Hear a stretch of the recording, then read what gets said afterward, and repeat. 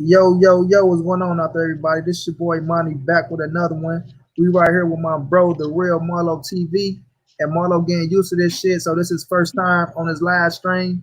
So, you know what I'm saying? We getting everything together, but everything going right and everything is everything. Marlo, what's going down, little bro? Man, shit, bro. Over here chilling and shit, man. Trying to get used to it. I'm amazed with this string yard shit, man. This shit real interesting. Like, I'm finna start getting into this, man. I gotta get my whole little setup right. You know, my little personal studio together. I'm gonna get that right downstairs in the basement. So my Yeah, shit can get a little more professional. no doubt. You know, I'm here to help you out there. We're gonna get it together, bro. You're gonna be one of the best YouTubers around this motherfucker. You already speak your mind and you keep it real. So now you get the bet when you get your setup and you get your space and things like that, you really go jump. Niggas gonna really see what the real Marlo is for real. Oh God, that's why Yeah, I'm trying to get my shit professional, like on some finance shit. I'm trying to get my shit big, man. yeah, I, yeah. You gonna get there. Yeah, I want like how like the whole little setup is like I be looking at how everybody be doing that shit hard, man. Yes, sir. That means you taking it serious. And that's when people gotta donate and show love because you upgrading the stream and people go fuck with you, bro. Once they really find out who the real Marlo is, they go fuck with you, bro. That's a fact. See Big Tony here. Big Tony, salute to you, bro. What's going down, champ? Salute, Big Tony. What's good with you, bro? Appreciate you for coming to fuck with us, man. You know, try to let a few more people get hurt before we really start cooking, though. Yeah, man. What you got going on over there, bro? Man, over here chilling, man, ready to talk this boxing to the people. Feel good to be on a live stream. You know what I'm Yeah, saying? but Salute to my bro Mac and I know they going live too and shit, but you know, we gotta get my brother Marlo in the game, man, like for real, for real. So y'all boys can really know who he is. oh God, Yeah, big. yeah. But I'm over here chilling, man. Still pissed off about my damn Rams losing yesterday, man. That motherfucker blew the game, bro. Yeah, Blew it. man. They was playing the 49ers, right? No, no, we played Miami yesterday. We played the 49ers 2 weeks before yesterday. We had beat the Aaron Jones was going down, fam. Said two of the realest. I always said St. Louis niggas and some real niggas like us Baltimore niggas. Man, we almost cut from the same cloth, Aaron Jones. You hear My me? mama, our city's just alike. I fuck with Baltimore like a Man, motherfucker. I fuck would be more heavy, dog. Heavy. That boy Tito, what's going down, fam? Appreciate you for jumping in. Appreciate you for jumping in too, AJ, bro. Much love, fam. See, But back when we had that Mike Brown shit had popped off and we had them big ass riots. B More was right after that with Fred no yeah, yeah, Freddie Gray, Freddie Gray. yeah pretty great when they Yeah, had him in the back of the back police to the van, police. they was beating on them and shit, man. Yeah, That shit was crazy, bro. And yeah, y'all tore that bitch the fuck down. That's yeah. when I knew Baltimore was on some real shit. I was like, man, that was some real ass shit. Them niggas went fucking around. Damn right, bro. I They, always heard about Baltimore, bro. Even from the yeah, Wire days, you hear me? on God, from The Wire. The Wire was my favorite show coming up. On my Yeah, mom. yeah. That was my shit. Yeah, Yeah, Freddie Gray, bro.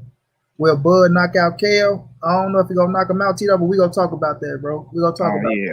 Oh that. yeah, we gotta talk about that for We sure. gonna we gonna cook on a few things, you hear me? We gonna cook on a few things, just trying to let a few more people get up here so everybody can get in tune with the real Marlo TV, because you know what I'm saying? Both gotta show my bro some love because this is real dog right here. You feel me? This is a real dog. He's just coming up. You gotta say Marlo one of them prospects right now. What he coming up though? Yeah, everyone. Motherfuckers been. What's up, John Kramer? What's going on, bro? What's up, John? Appreciate you for coming over, bro. That's my brother right there, man. Yeah, John, one that's of them my real. nigga. Yeah, Yeah, I remember everybody's name. Yeah, yeah. it's like people been fucking with me real heavy. It's like I'm heavy on the underground scene. Like motherfuckers been fucking with me, like behind the scenes and on all my videos and shit. Motherfuckers be fucking with my shit. I hear Coach Calvin. I was going to bring Coach Calvin on this bitch. I'm trying to see if he gonna hit me back. Hell yeah, Aaron Jones, Coach Calvin, bro, play on the show. He used to catch with the little boxing gym. Big facts. Man, Matthew Valentine, what's going down, fam? What's going down? What's good, Matthew Valentine? Oh, AJ, I ain't know. That was Coach Calvin. Yeah, that was his story, bro. The dude that opened up the gym. Remember he got out and opened up the gym? Damn. Yeah, bro, that was Coach Calvin's story, y'all.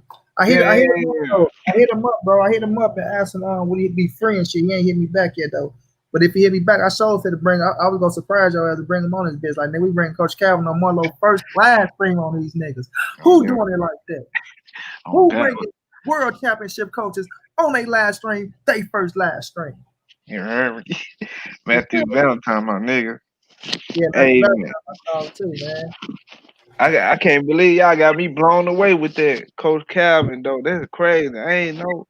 And straight thinking back on all the episodes, that nigga was a gangster. Coach Calvin probably put in that work back in the day. Man, Coach Calvin was trio, bro. I want to hear some of his background stories, man. Cause yeah. every time you see him put on them glasses, he got them one glasses that I forgot what kind of glasses them is. You know he old school as a motherfucker when he put them glasses on. With a string on the motherfuckers, you hear me? Yeah, with the what's up, Golden Boy? What's good with you? Golden Boy jump in? Yeah, I think I see him. You gotta click on it, you gotta bring him in. Oh, okay. Daniel Nixon in the building. What's going down, bro? James Hopewell in the building. Say salute, money. I mean, Baltimore and her good pay. Yes, indeedy, bro. There you go, Golden Boy. Well, and this motherfucker look like Gold Dog. You hear me? Look like Gold Dog. Oh, God. He look like somebody from the wire. Oh, what's going down, Junior? Nothing much, man. I'm sorry I'm running late, man. Tired as a mug. Just glad that I'm here with y'all. Made it in time. Man, I appreciate you. Look, JR, you gotta this my bro, the real Marlo right here. This is channel we on because YouTube they blocked my live stream for 30 days on some bull crap. So make sure you subscribe to the real Marlo TV when we finish, bro. The real Marlo TV, yeah. Yes, sir. We got Cody in the building. Say salute, Marlo and Monty. We got Jay Dixon came through. Say salute to the panel in the chat. What's going down, bro? Yeah, Cody Clan. Salute. Man, a lot to talk about today, man. A lot to talk about. We had so much boxing over the weekend, bro. Yeah. JO, how much of the boxing did you catch over the weekend, JO? Did you catch it all? I caught all of it. All of it, just about. Missed a couple of the other ones, though. I was asking you to ask you that dumbass question. That was a dumbass question anyway. Y'all know what fight I ain't get to watch? Inouye. Him or Derek Chisora and Usyk. See, I didn't watch the Inouye fight because it was on the same time Tank them. And I personally went back and watched it because I got my ESPN Plus. But man, Chisora. Matter of fact, let's start with that fight. Let me see what. Okay, I was watching the fights as leading up. Okay, Cabosa. Y'all probably don't know about Cabosa and Lee Selby. They had a fight, but Cabosa now is the mandatory for. Got them a star out here. What the hell? We got Cabosa is the mandatory to stand to Teofimo, if I'm not mistaken. He Teofimo mandatory. I don't know if they're gonna make that happen or not, but nonetheless. So let's talk about Chisora and Usyk, man, because looking at that fight early on, I knew it was gonna be that type of fight, right? I knew Chisora was coming out and he was gonna put some pressure on Usyk because he's way bigger. First of all, he got more. I'm gonna say he got more pop, but I knew his style was gonna come out, and I knew it was gonna trouble Usyk because Usyk never been in there with somebody that big, and Chisora is a veteran, bro. So he's gonna fight your ass from the beginning to the end.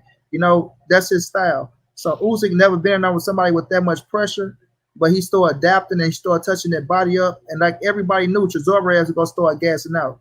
You know what I mean? He started gassing out, and when he started gassing, Usyk's shots started becoming more crispy and clean. And he was hurting Chisora. But he just don't got that power at heavyweight for them big guys like that, 240 and 250 and up. You know what I mean? Like he stopped Tony Bellew, but Bellew like come from the cruiserweight as well with like Usyk. So Bellew ain't the biggest heavyweight in the world, but he could crack, and he can crack. Tony Bellew can crack, but with Usyk being a boxer and a thinking type of fighter. He started being. I knew he was smarter, and I know he's gonna be more crispier than Chisora going into the second half of the fight. I always pick this fight. I always pick Usyk by decision, and he started landing them punches and started cracking Chisora motherfucking ass as he got to slowing down and things like that. He hurt him a couple times, but he didn't jump on him because he knew that Chisora was the bigger guy, and he didn't know how bad he hurt him. So he was playing it smart. You know what I mean? And I can say he was a little rusty a little bit, but But a lot of people go shit on Uzi. Like even when I was streaming the fight, Jr., I had a lot of people in there. Oh, he's nothing. Oh, whenever he fight the top welterweights, I mean heavyweights, they're going to knock him out. They're going to do this. They're going. I'm like, you can't just base what you send out this man against Chisora and say he's going to lose against those type of fighters. Because first of all, this is experience right here. You know what I mean?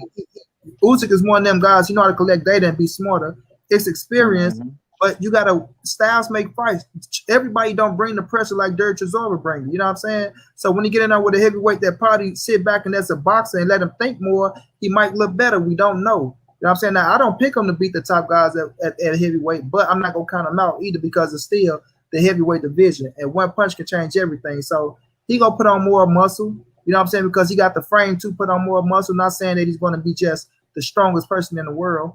But overall, I like what I've seen from Usyk. You know, he did what he did. He found a way to get the W at the end of the day. That's all that matters. You can struggle with a fighter.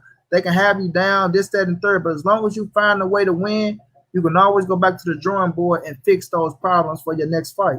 So I get Usyk a C plus in that fight. Maybe a B minus, well, C plus, B minus, somewhere around that nature.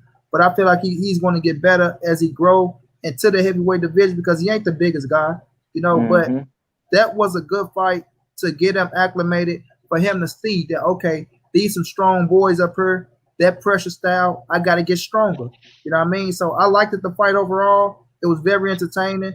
Usyk found a way to get the W. Del Boy went in there and did what he was supposed to do, go balls to the walls, go straight forward towards this dude, and prove to me that you can beat me. You know what I'm saying? And Usyk proved that he can beat him. You know what I mean? So it was a good scrap for me, you know. But what's your thoughts, JR? That's all I needed to see. I mean, he adapted well, especially with a bigger guy. But the biggest thing is he stayed true to his amateur pedigree. And, you know, Derek Chisora, his whole thing is he turned pro. He didn't really have many amateur fights. It was like, okay, I'm going to use all of the pals I've been a part, all the international competitions I've been a part of to work this pattern and just get him late. I got to get this guy past 7 or 8, and then I'm going to wind up still in those rounds. That's basically how it went. Now, when it comes to him going against other guys that have more stamina and can hit, there's going to be a guy who may not sacrifice his height, but may stab to the body or go to the chest of Usyk.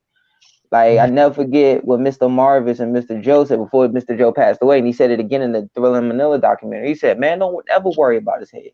No matter what the fighter says, no man ever worries about his head. His organs have to be functioning. His organs have to be functioning. Once them organs start swelling up, and now his legs start shaking a little bit when he starts doing lateral movement, now you start catching up to him.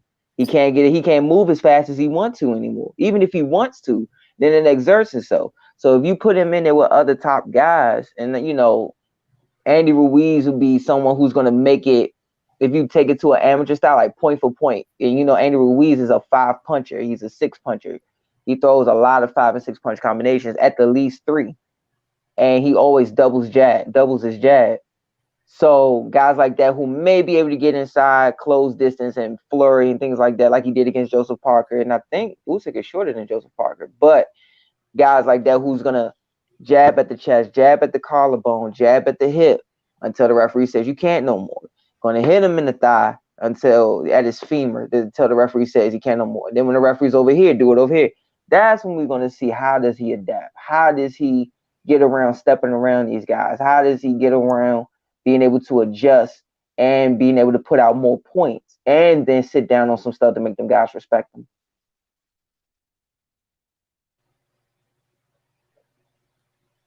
Okay. Marlo, what's your thought?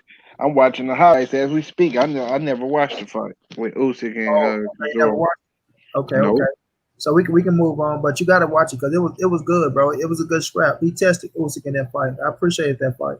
You know, he looked sloppy as a motherfucker as I'm watching the highlights, and Usyk look. I'm gonna watch the full fight later, but Usyk looked like he on his toes. He moved using lateral movement. Chisora looked like he just following them around and shit, throwing loopy ass shots, and he just looks fat and sloppy in that motherfucker to me. Oh yeah, Uzi was on his toes the whole fight. Yeah, because Chisora just kept coming. No, that's his style to keep coming, keep coming, keep coming. You know what I mean? So that's him. That's him. He stuck to what he was, and Uzi stuck to what he was, and it made for an entertaining fight in my opinion. And I seen my man say, the comment. Oh no, not that one. Where was it? He say,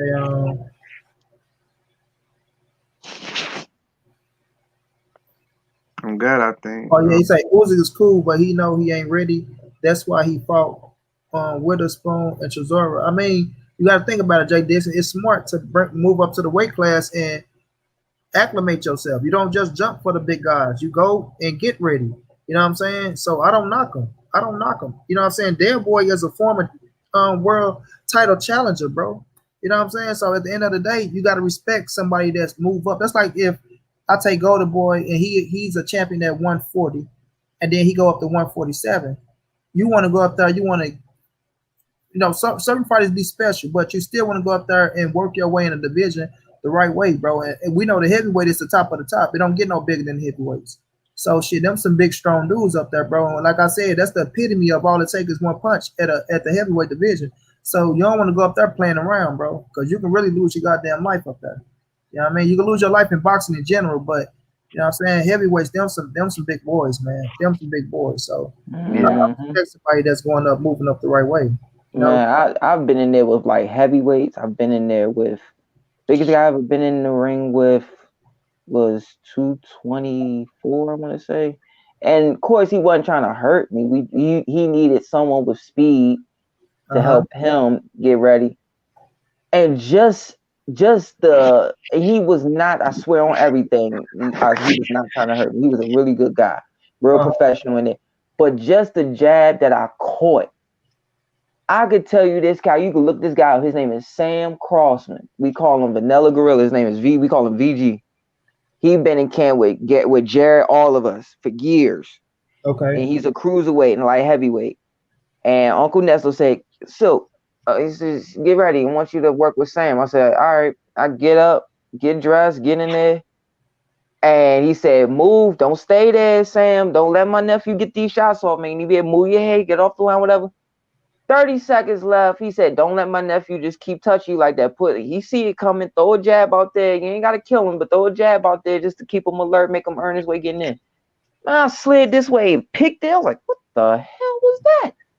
What the?" I backed off, and I'm like, where is the bail?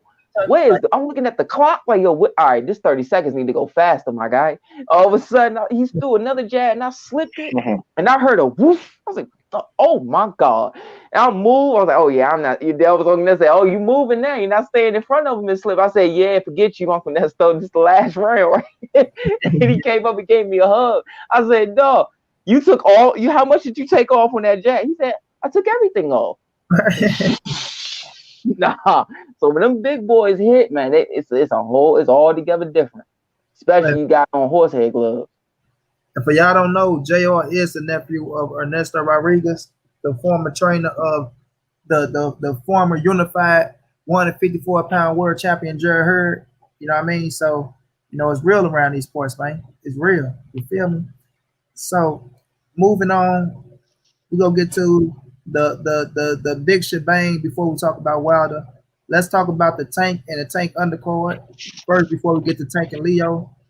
The first fight was on the card was Diego Magdaleno against Isaac. I can't get my man last name, which we've seen him fight before. Could you remember his last name, Golden Boy, the Mexican boy? I think his name was Chuino or something like that. They call him Little Tyson. They call him the Pitbull. I remember that. That's what we gonna call him. I've seen him fight before. Yeah, we seen him fight because he fought on Showtime, on Showbox. You know? But Diego Magdaleno talked all that shit on Thursday at the press conference. Oh, I'm so ready. I earned this position, and I'm going to show people that I'm back. I did this, and I did that. That motherfucker even had me believing that he was going to go past certain rounds. And, man, Little Tyson went out there and knocked his ass out in the first round, which I knew the fight was going to end in a knockout. Don't get me wrong. I went with Little Tyson for the knockout. I did not know he was going to get his ass. I'm like, Diego, he going to give some type of fight. Like, he ain't finna just knock Diego ass out in the first round. And shit me, Lil Tyson went out there. His favorite fighters is Mike Tyson and Manny Pacquiao. And he went out there and put on a Mike Tyson mixed with a Manny Pacquiao performance because he went clean to him, pushed his ass back to the ropes, got the work in him going to the body, and just like everybody else, hit his ass with that uppercut. And that, I said, ain't that about a bitch? Mm-hmm. He caught his ass with that uppercut and put him out. So it ain't too much to really say about that. But I do like Little Tyson though, man. He's aggressive. Like I said, we seen the fight before. He only got one loss. So his style and the way he fight is gonna give some people problems at 135. I think he was at 135, right? If I'm not mistaken. I think it was 135. Yeah, But Mm-hmm. I Yes, ain't it big was. enough for me. but his style is gonna get some people some problems, man. But for him, he gonna have to start thinking a little bit more too. Because once you go across, Mm-hmm. it ain't gonna work with everybody. But it was his night that night, and I'm gonna give him his roses and his flowers because it was very entertaining. You know what I mean? Especially the first round knockout. I'm like, God damn! I mean, it went out there and just cleaned his ass up. You know, so I can respect that. I like him, but I want to see more of him. I want to see more of him. You know, and I think that was a fight for a mandatory spot, if I'm not mistaken. You know, Mm-hmm. Yep, it so was an IBF title eliminator. eliminated. Yeah, so I liked it that in him, man, and you know it was entertaining. So he did what he had to do. You know, you want to get your takes on that, Golden Boy? Um, I first I want to say with Magdaleno, I've enjoyed watching him for years. You know, I've known his family, seen him, like watched him from afar for years, and I'm happy for him. But he had to do a lot of soul searching. You know, his last fight that he had when he was on Caleb Plant's undercard, he was supposed to get beat, and he came back and won. He beat a hometown kid who had a lot of who was a big prospect, and you want to that gave him a shot for this one, but you don't want to see him go out like that. But at the same time, when you do kind of go out that way, you got to think, all right, is it my time to go ahead and hang it up? I think he's 34 now, 35. He's been in some wars. Yeah, He's taking some shots. He's from the amateurs on up. So you have to look at it as, is it his time to have a discussion? Because if you remember his last fight, his brother and his father wanted him to call it a day, and he wouldn't. So they didn't even go with him to the fight. yeah, They didn't. They said, we're not working your corner. We're not going to be a part of you getting hurt. yeah. Even though you And and and I say all of this because the fighter is all. I never forget hearing it when I was a little kid and at Hillcrest. I'm not going to say the fighter they were talking about in the gym, but they were saying that, man, the fighter always the last one to know. He always the last one to know. He always think he got one more good day. Then if he wins one, but it wasn't as dangerous of an opponent, and he uses an experience and he moves on, how can he not take that next payday? And he was on his way out the door. And you got somebody like this kid who's hungry, who's at that spot where years ago Magdaleno was trying to get to that top 15 spot, trying to get to that top 5 spot, wanting it bad and going out there and putting it out there. It's like, I don't care if I get caught. I'm going to take this chance to try to. And his whole thing was, I believe, with Pitbull was, I cannot let this fight get past 4. Get past 5. That whole card, that whole pay-per-view card was about not letting it get past 6. But yeah, with every single fight that was on that card, one of the fighters was every fight you pick on that card. One of the guys was known as the guy who needs to get the other guy past 6, so his parachute wasn't open. And I think his coach told him he looks bone dry. I don't think he warmed up that much. Jump on him right now and see what he got. Until you hear me say alto, which means back off a little bit, then we'll go ahead and start boxing a little bit so you don't burn yourself out. But catch him, and that body shots was vicious. Cook God Almighty, you had some nice pinpoint body shots.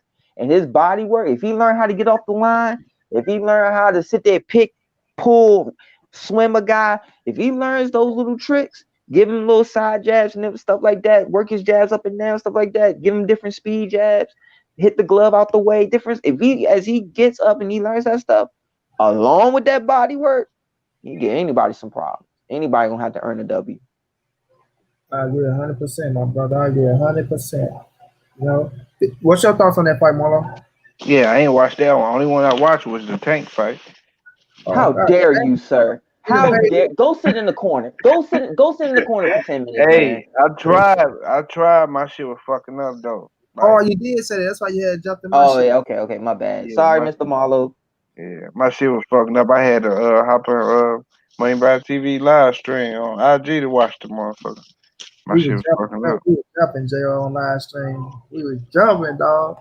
So the second fight, it was Regis and Wanda Waldez. And I like Wanda Waldez, but I knew Yeah, Floyd was pushing them a little too fast, bro. I knew they were yeah. pushing him a little too fast, putting them on Regis program because he is a good fighter. Now this might set him back, and I hope this don't do nothing for his confidence. I hope it don't hurt his confidence because he's still a good ass fighter, bro. Yeah. Wanda Waldez is still a good fighter. I just want them to move him a little slower because I think Floyd seen the opportunity. Like, okay, well, you know what? We got to take on the point. Man. Let me get let me get let me get Juan on this thing and see what he can do, man. You know what I'm saying? See what he can do. So at the end of the day, Juan is up there age. He 20, I think he's 30 if I'm not mistaken. I think he's like 30. So it's like, all right, I'm gonna see what's up, But just because you're 30 and the age up there, you only got 15. I'm gonna have to look him up to see. But I think he was 16 and 0. 17. 17 and 0. Okay, Yeah. 17 and 0 with like 9 knockouts or something. Because I like one. I've seen him fight before, So he he got an opportunity. It was a good opportunity. I know he made some good money, but even with that, I knew he wasn't ready for Regis program. I picked Mm-hmm. I had picked the 6 to 7 round knockout. I knew he was gonna knock him out. I thought Regis would catch him in 6 or 7, but he took him out in 3. He took him out in 3, and that just even confirmed it even more for me. You know what I'm saying? Which I did. I thought a little bit about could the ref let it go a little longer because he did get up. No. Let me finish. He did get up, and I was like, damn, it looked like, he was trying to survive. He had his legs back, and Regis wasn't hitting him. But it was to the point though, to where that one shot that because he didn't have all his burns back. Yeah. So he could hit him with that one shot, but it was just me looking at the Golden Boy. I'm like, because even afterwards, when you look at it, Regis really didn't land nothing significant, but he was still a little woozy to where he wasn't really grabbing all the way, but he still had his burns enough to grab him. So I felt it to me. I just felt like he could have let it go on a little bit more to see could he get his legs back or not. But I'm not pissed off at the stoppage neither. I'm not pissed off at the stoppage. But another knockout in the second fight, a third round stoppage, Mm-hmm. which is okay. Put Regis back in that position to say, okay, 30 pounds. As long as I still feel like I know he missed weight by a pound and like 0.6. 2 ounces. Yeah.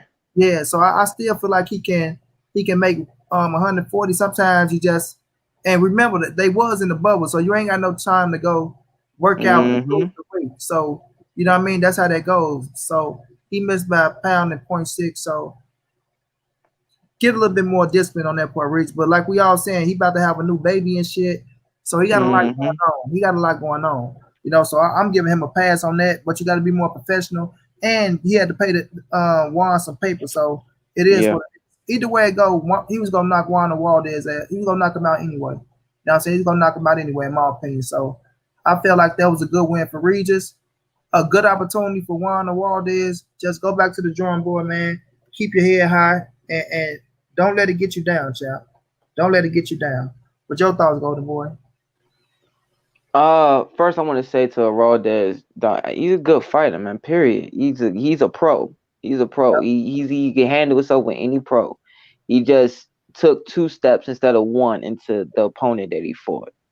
If I would have, at the rate that Geraldo was going, I would have probably put him in there with Regis at anywhere from 21 to 23 and 0, maybe. Let him really polish himself a little more. If I remember, I don't think he's even had many 10 rounders, have he? How many 10 rounders did he have even leading up to that? Say it again, bro. I'm not even sure how many 10 rounders he had leading up to that. Right. But 1, 2, 3, 4. I had to go look him up. He 16 and 0 with 10 knockouts, and he just took his first loss. So he had 1, 2, 3, 4, 5. Yeah, 5 10 rounders. And you're going in there with Rougarou, a killer. I mean, a guy who was called, called the David II of the little guys because of how he was coming up the ladder, just blasting guys. But I always knew he could box. I always seen it. Like I saw it. Like when he did, I've seen him do it before. I've seen it. So I already knew that he could box with guys. He just was blasting through guys as he was coming up, and he really showed it against the Josh Taylor fight. And you can see, and unless it was a really bad type of war where you wondering, man, I wonder how this going to affect him later, then you not going in there and fighting no diminished Regis Prograis. You fighting a guy who's going to get in there and be like, okay, this kid not on my. You could see it. No disrespect to a man. I'm telling you, the kid can fight.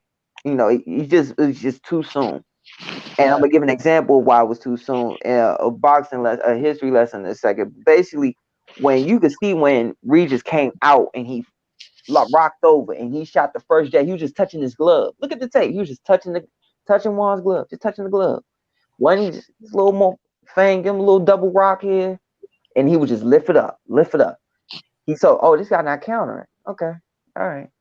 Yeah, shoot out. He get his glad just to get close. Got what guys do in the gym, like Keon. When I have Keon working with a kid, my little cousin working with a kid who may not be on Keon's level, I would say, remember what I do with you in the ring. Sometimes instead of me hitting you with the jab, I'll just bring it up to your glove where you could pick it, or I'll bring it to the top of your head, like, hey, move the glove over, whatever. You start doing it, you see he wasn't reacting. All right, this kid not on my level. All right, let me go ahead and just get a couple rounds in, make sure I don't get caught with nothing stupid. And then my experience will shine through. And that's what it did. And you could see it really shine through just from how the knockdown happened. When he slid over and all leverage, still with the twist of his body, come over that. Oh, that was something. That was pretty. That's probably the prettiest knockdown I've seen all year. But I fought his team and won. Geraldo, I fought his team. I fought Floyd because he still could have made money off of Geraldo without having him in the region. I'm sorry. I mean, that's just my personal opinion. That it looked just like, well, it was worse. I wasn't even born yet, but it was one of my dad's friends named Andrew Maynard, who was a gold medalist. But Ray Leonard moved him a little too fast. Now, the story I'm telling, I could say the names because everybody feels this way. Everyone's seen it. Like that saw it or felt that way that night. They was like Andrew Maynard was coming along as a pro. And then they tried to put him in there with Bobby Ches after a big fight. And Bobby Ches was still Bobby Ches. But he had been in some wars. They thought, oh, he old now. He old. So, and Bobby Ches looked at Ray at the interview and said, at the press conference, and said, Ray, you know this kid is good. But you know this kid's not ready for me yet. Why are you doing this? It's like this kid. All right, forget it. And then if you watch that tape, you can see Andrew Maynard can fight. This has been going on through boxing. Look at Francisco Panchito Bajado. Like some people don't even remember that name. I do. Like I remember Panchito. Panchito could fight. It's been going through any history of the sport you could look. Primo Carnera. I mean, so many guys where they moved them too soon, and they wind up. Some guys bounce back, sometimes they don't. But hopefully he will. I agree with you 100%, bro. Hey, Amir just said some real shit. He said, "See, I ain't watched a fight, but I know from all Regis Prograis previous fights, he don't keep his hands up, bro. He always keep his hands down, and that's a problem with when he fight the top competition. But he would have beat the fuck out of Maurice Hooker to me if he would have fought him. He would knock Maurice out, in my Yeah, he opinion. would have knocked Hooker out. Then Maurice, he'll overwhelm him.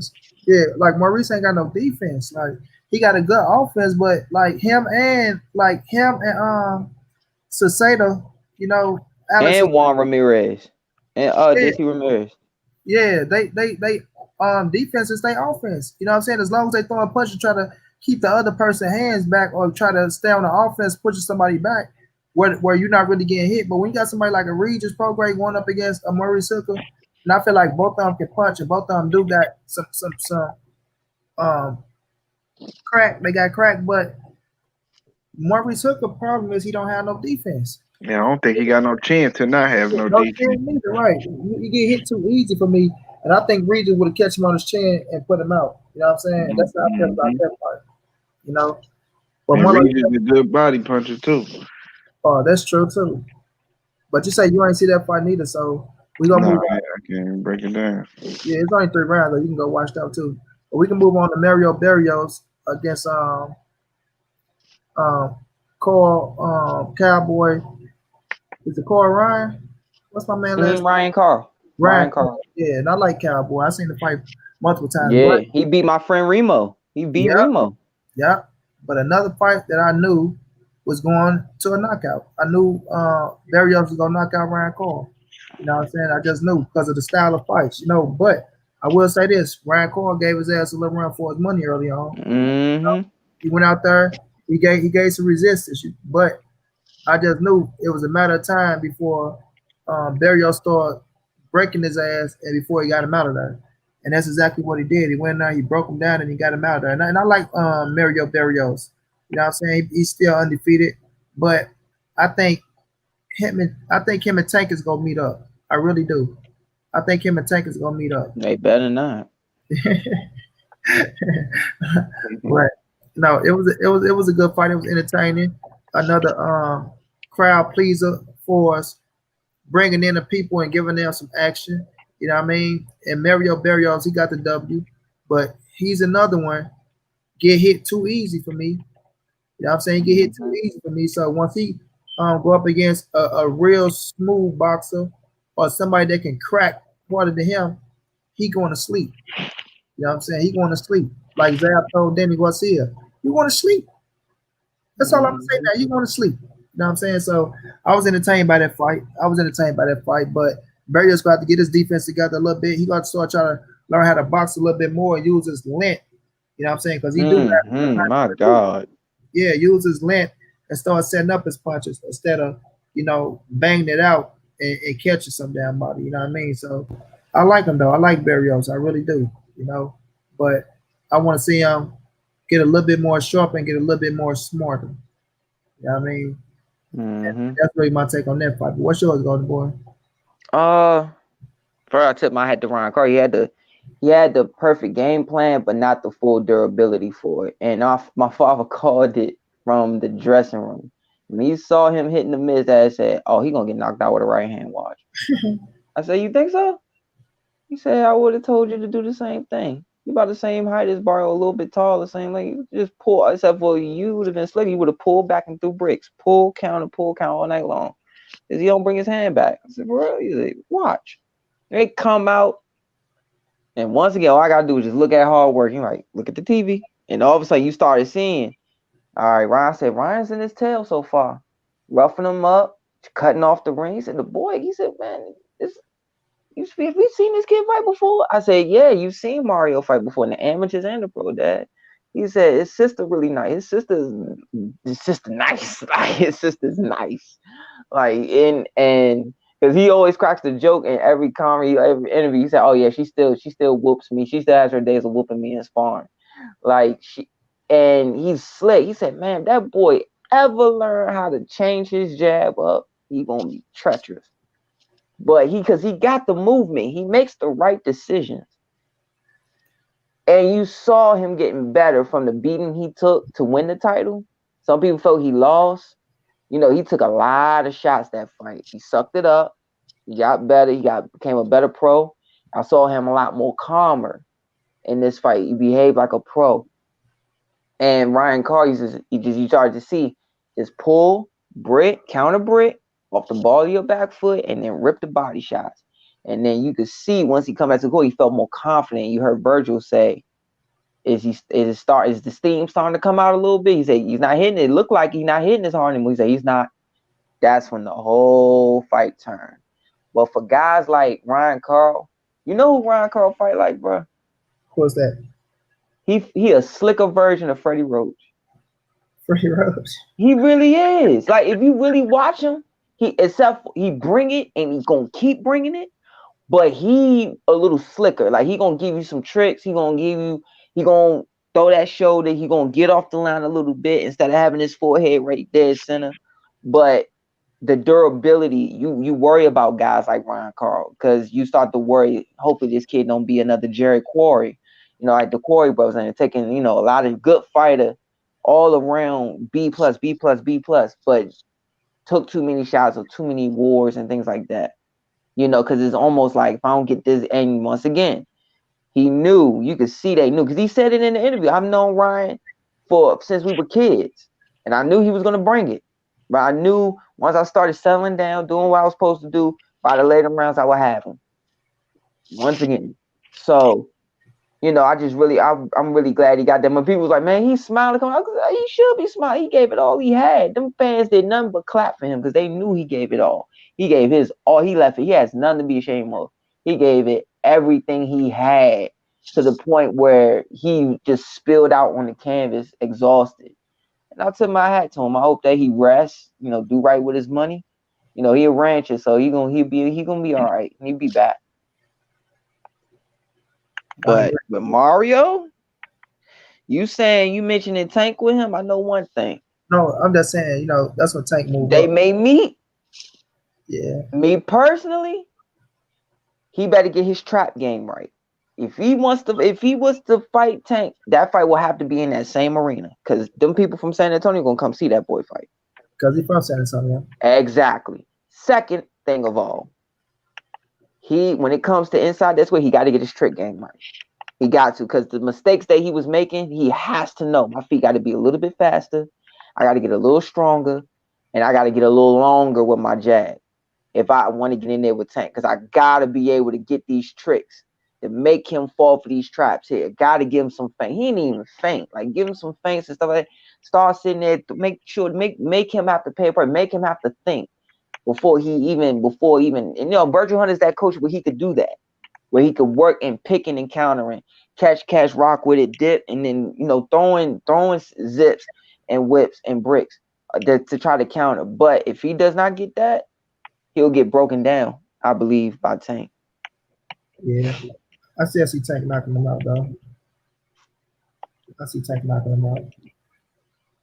That's my opinion. I don't know why I want to see Tank fight him so bad. I don't know why, man. But moving on, because I know my man Marlo didn't see that fight neither. Marlo only saw the Tank fight. Yeah, let's get to it because I want to talk about that fight. Yeah. Man, I gotta talk about this shit. Okay, I guess. Y'all go first. I want to go last. Nah, I'm gonna go last on that one. Oh, you want to go last? All right, I'll go second to I'm last. gonna have to say Tank from Golden Boy and shit. I don't know what's Oh, here what's we coming go. out his mouth. What Mm-hmm. So what you want? What y'all want to talk about first? Y'all want to talk about the actual fight or the hate? now we're gonna Cause talk them about two the fight different first. things. Fight Okay. first. We're gonna keep it. Fight first. So go ahead, Marlo. Get your thoughts on it, bro. Okay. So Tank came out. He had a couple fill out rounds. You feel me? Like Tank is never like this guy that throw a lot of punches anyway. So all I see in the comments in my comment section is like how Leo hit Tank with some punches and shit like that. So um Tank, look man, Tank broke Leo Santa Cruz down, bro, with body punches and made him pay with some counters.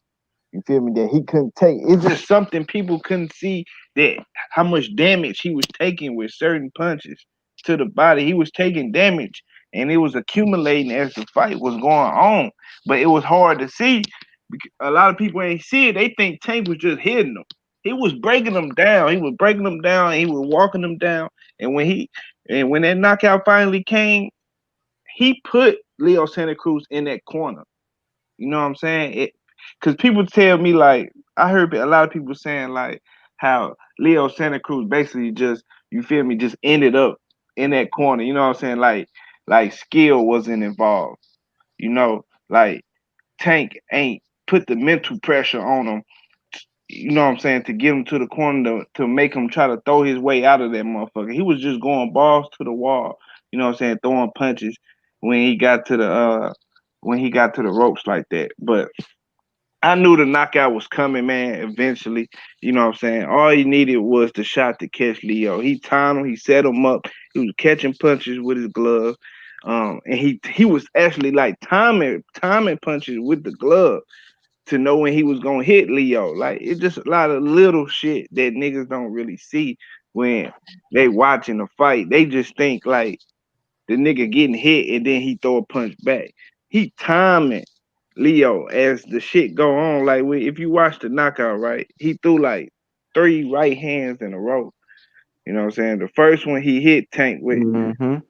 and then the second one he threw Tank. blocked it with his glove. He parried it with his glove. Like it's just a lot of shit that I don't see other young fighters doing. That Tank be doing. It's just little shit. And then the third one he slipped it and threw the uppercut. Did you see the leverage on that fucking uppercut? Yeah. Like, Yeah. bro, if he would have hit any one of them dudes with that shit, they was gonna be out of there. Devin Haney, Teofimo Lopez, even Ryan Garcia, he gonna do that to him Mhm. next. It's just any one of them dudes he would have hit with that exact punch, they would have been gone. And I believe some of the punches he was hitting Leo with earlier in the fight, Leo had like 2 or 3 rounds. You know what I'm saying? If you wanna just give it to him, you can give him 3 rounds, but he had about 2 rounds. You know what I'm saying? You can get just off activity, and landing a couple shots, but none of them bitches never really hurt it, Tank. He was never phased by nothing. You feel me? He was just filling them out. And what killed me is like people talk about how Tank got touched. Bro, it's boxing, bro. It's the top guys. You gonna get touched. You heard me? If you in there with a skillful dude who know how to fight, you gonna get touched regardless. You feel me?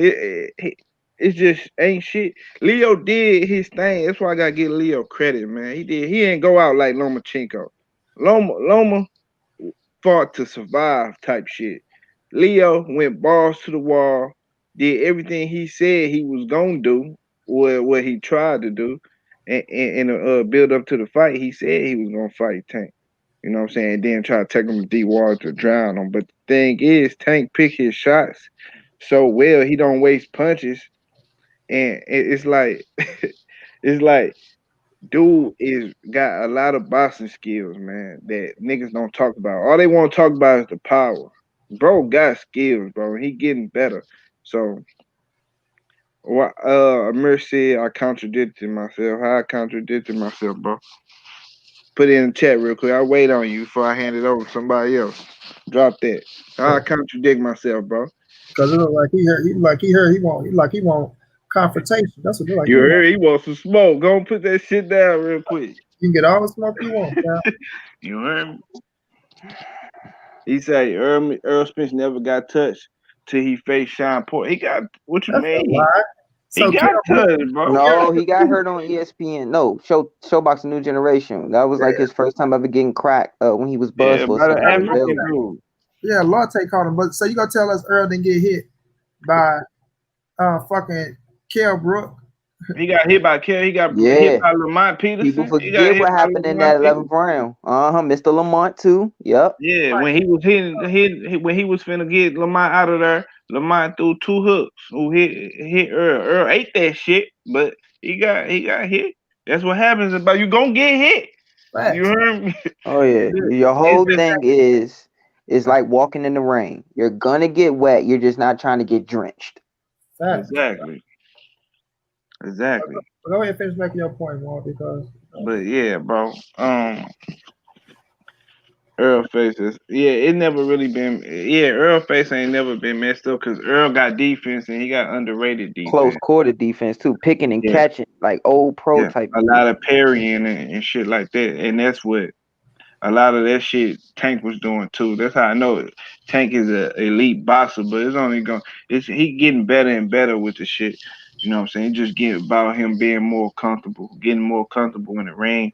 I want him to show y'all what he got against one of these young guys like, Devin Haney or Ryan. I think Ryan is next. So when Ryan Hmm. get in, you feel me? Hmm. When Ryan get in, you're gonna see the difference in skill. And I don't give a fuck who Ryan Garcia training with. He can train with Canelo and all that shit, but Tank got He some got shit to be able to execute you it. can't Yep. train for.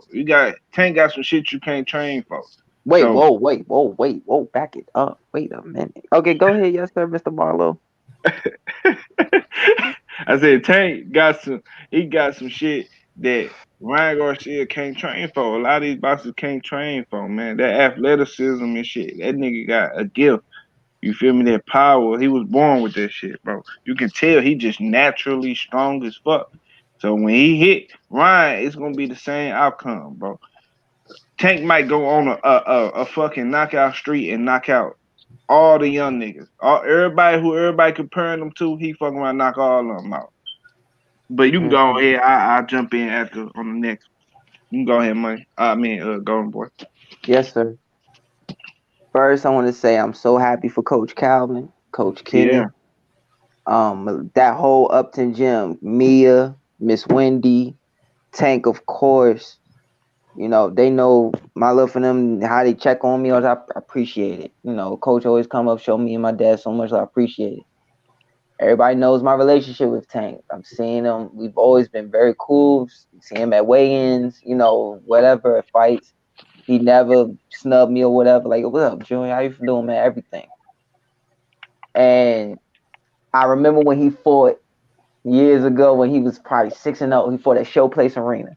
And at the time, he's I don't want to be Tank. He's gonna call himself Rambo. He fought a kid out of Pittsburgh.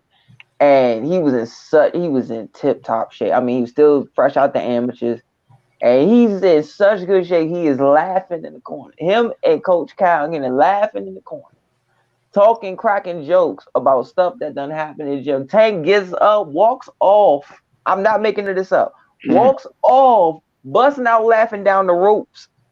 And Cal's like, come back here, boy. Come back. All right. Look. Do this, that, and the third, man. Go on back out there and do something. Goes out there, stretches the boy out. The fight, I think it ended in the second round or third. And that's the Tank I know. The Tank I know, when we weighed in together at Rosecroft Raceway as amateurs, he was still a junior. I was a novice. That Tank, all the way up to when he to his maybe I want to say 10th pro fight, 11th, 12th pro fight.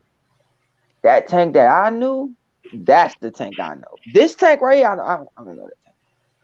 That Brick Lane, I don't know that Tank. Now I know what Coach Kyle is doing. If you can make a guy worry about your punches, this is still that whole fight was an old boxing rule that everybody, even the guy walking down the street that only watches big fights, knows. Boxing is a puncher's sport. You could do everything right.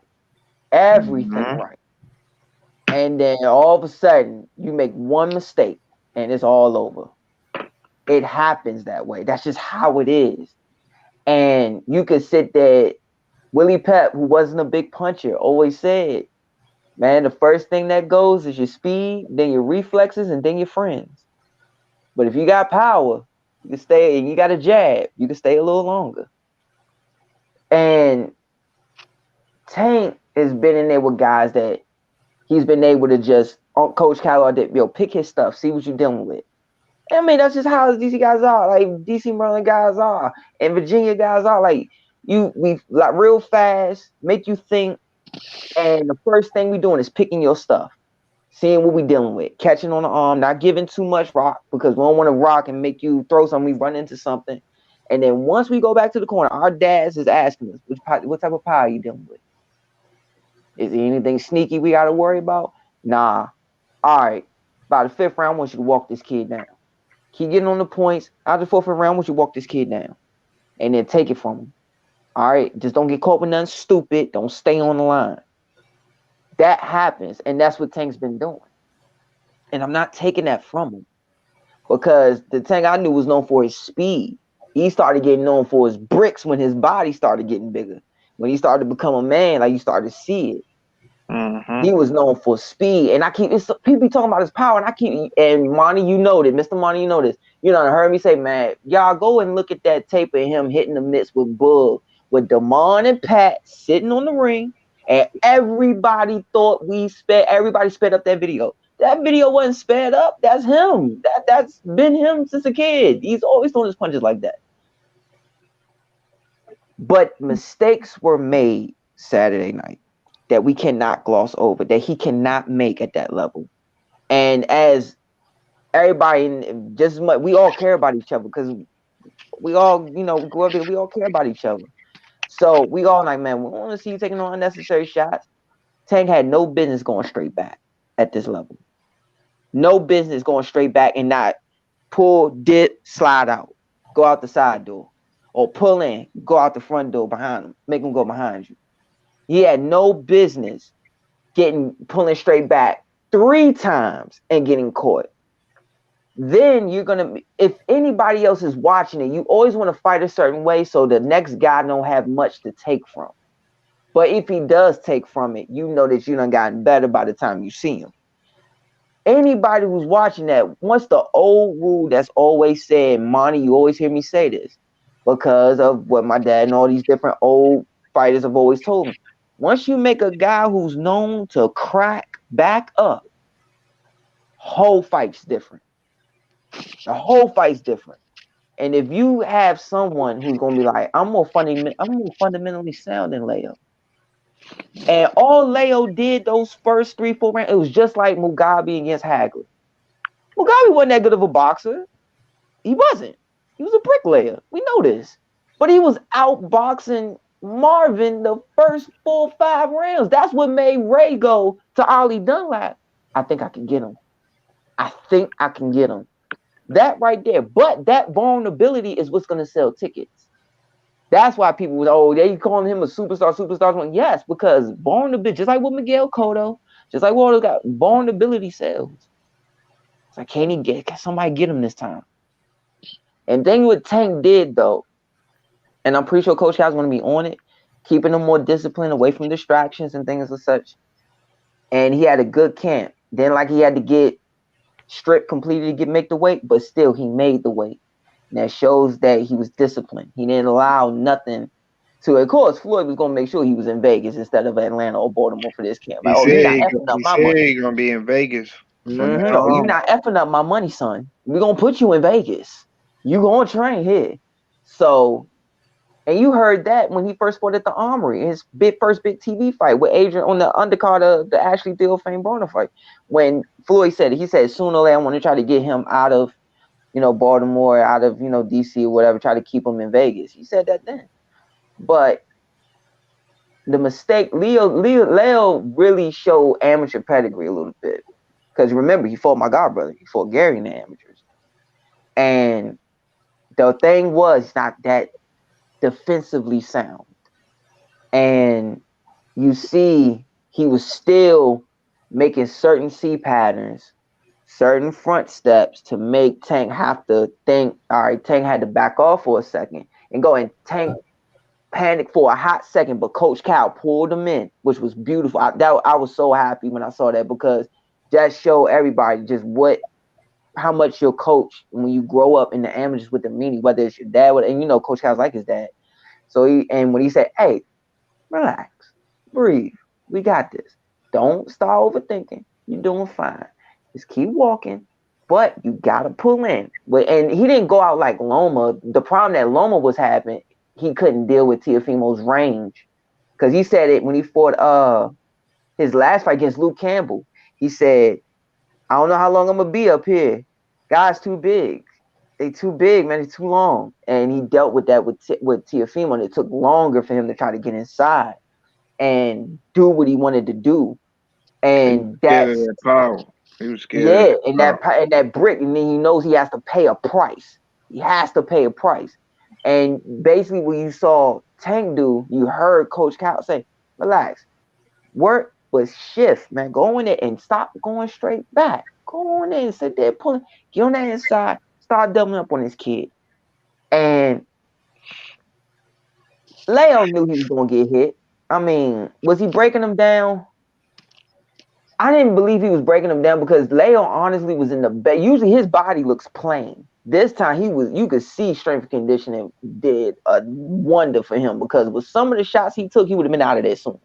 With some of them counter shots he took. Oh no, he was breaking them down. He just had his poker face on. Yeah, it's just okay. Then Ray Leonard had his poker face too against Tommy. Okay, that happens. If you fight somebody like Tank, you already know right when you sign that contract, I have to prepare myself for what I may have to go through. I already know I'm going to take some shots, and I have to be willing to go where I may have to dig deep, where I've never had to go before, not in the amateurs, and not much against Frampton, and not much against Abner.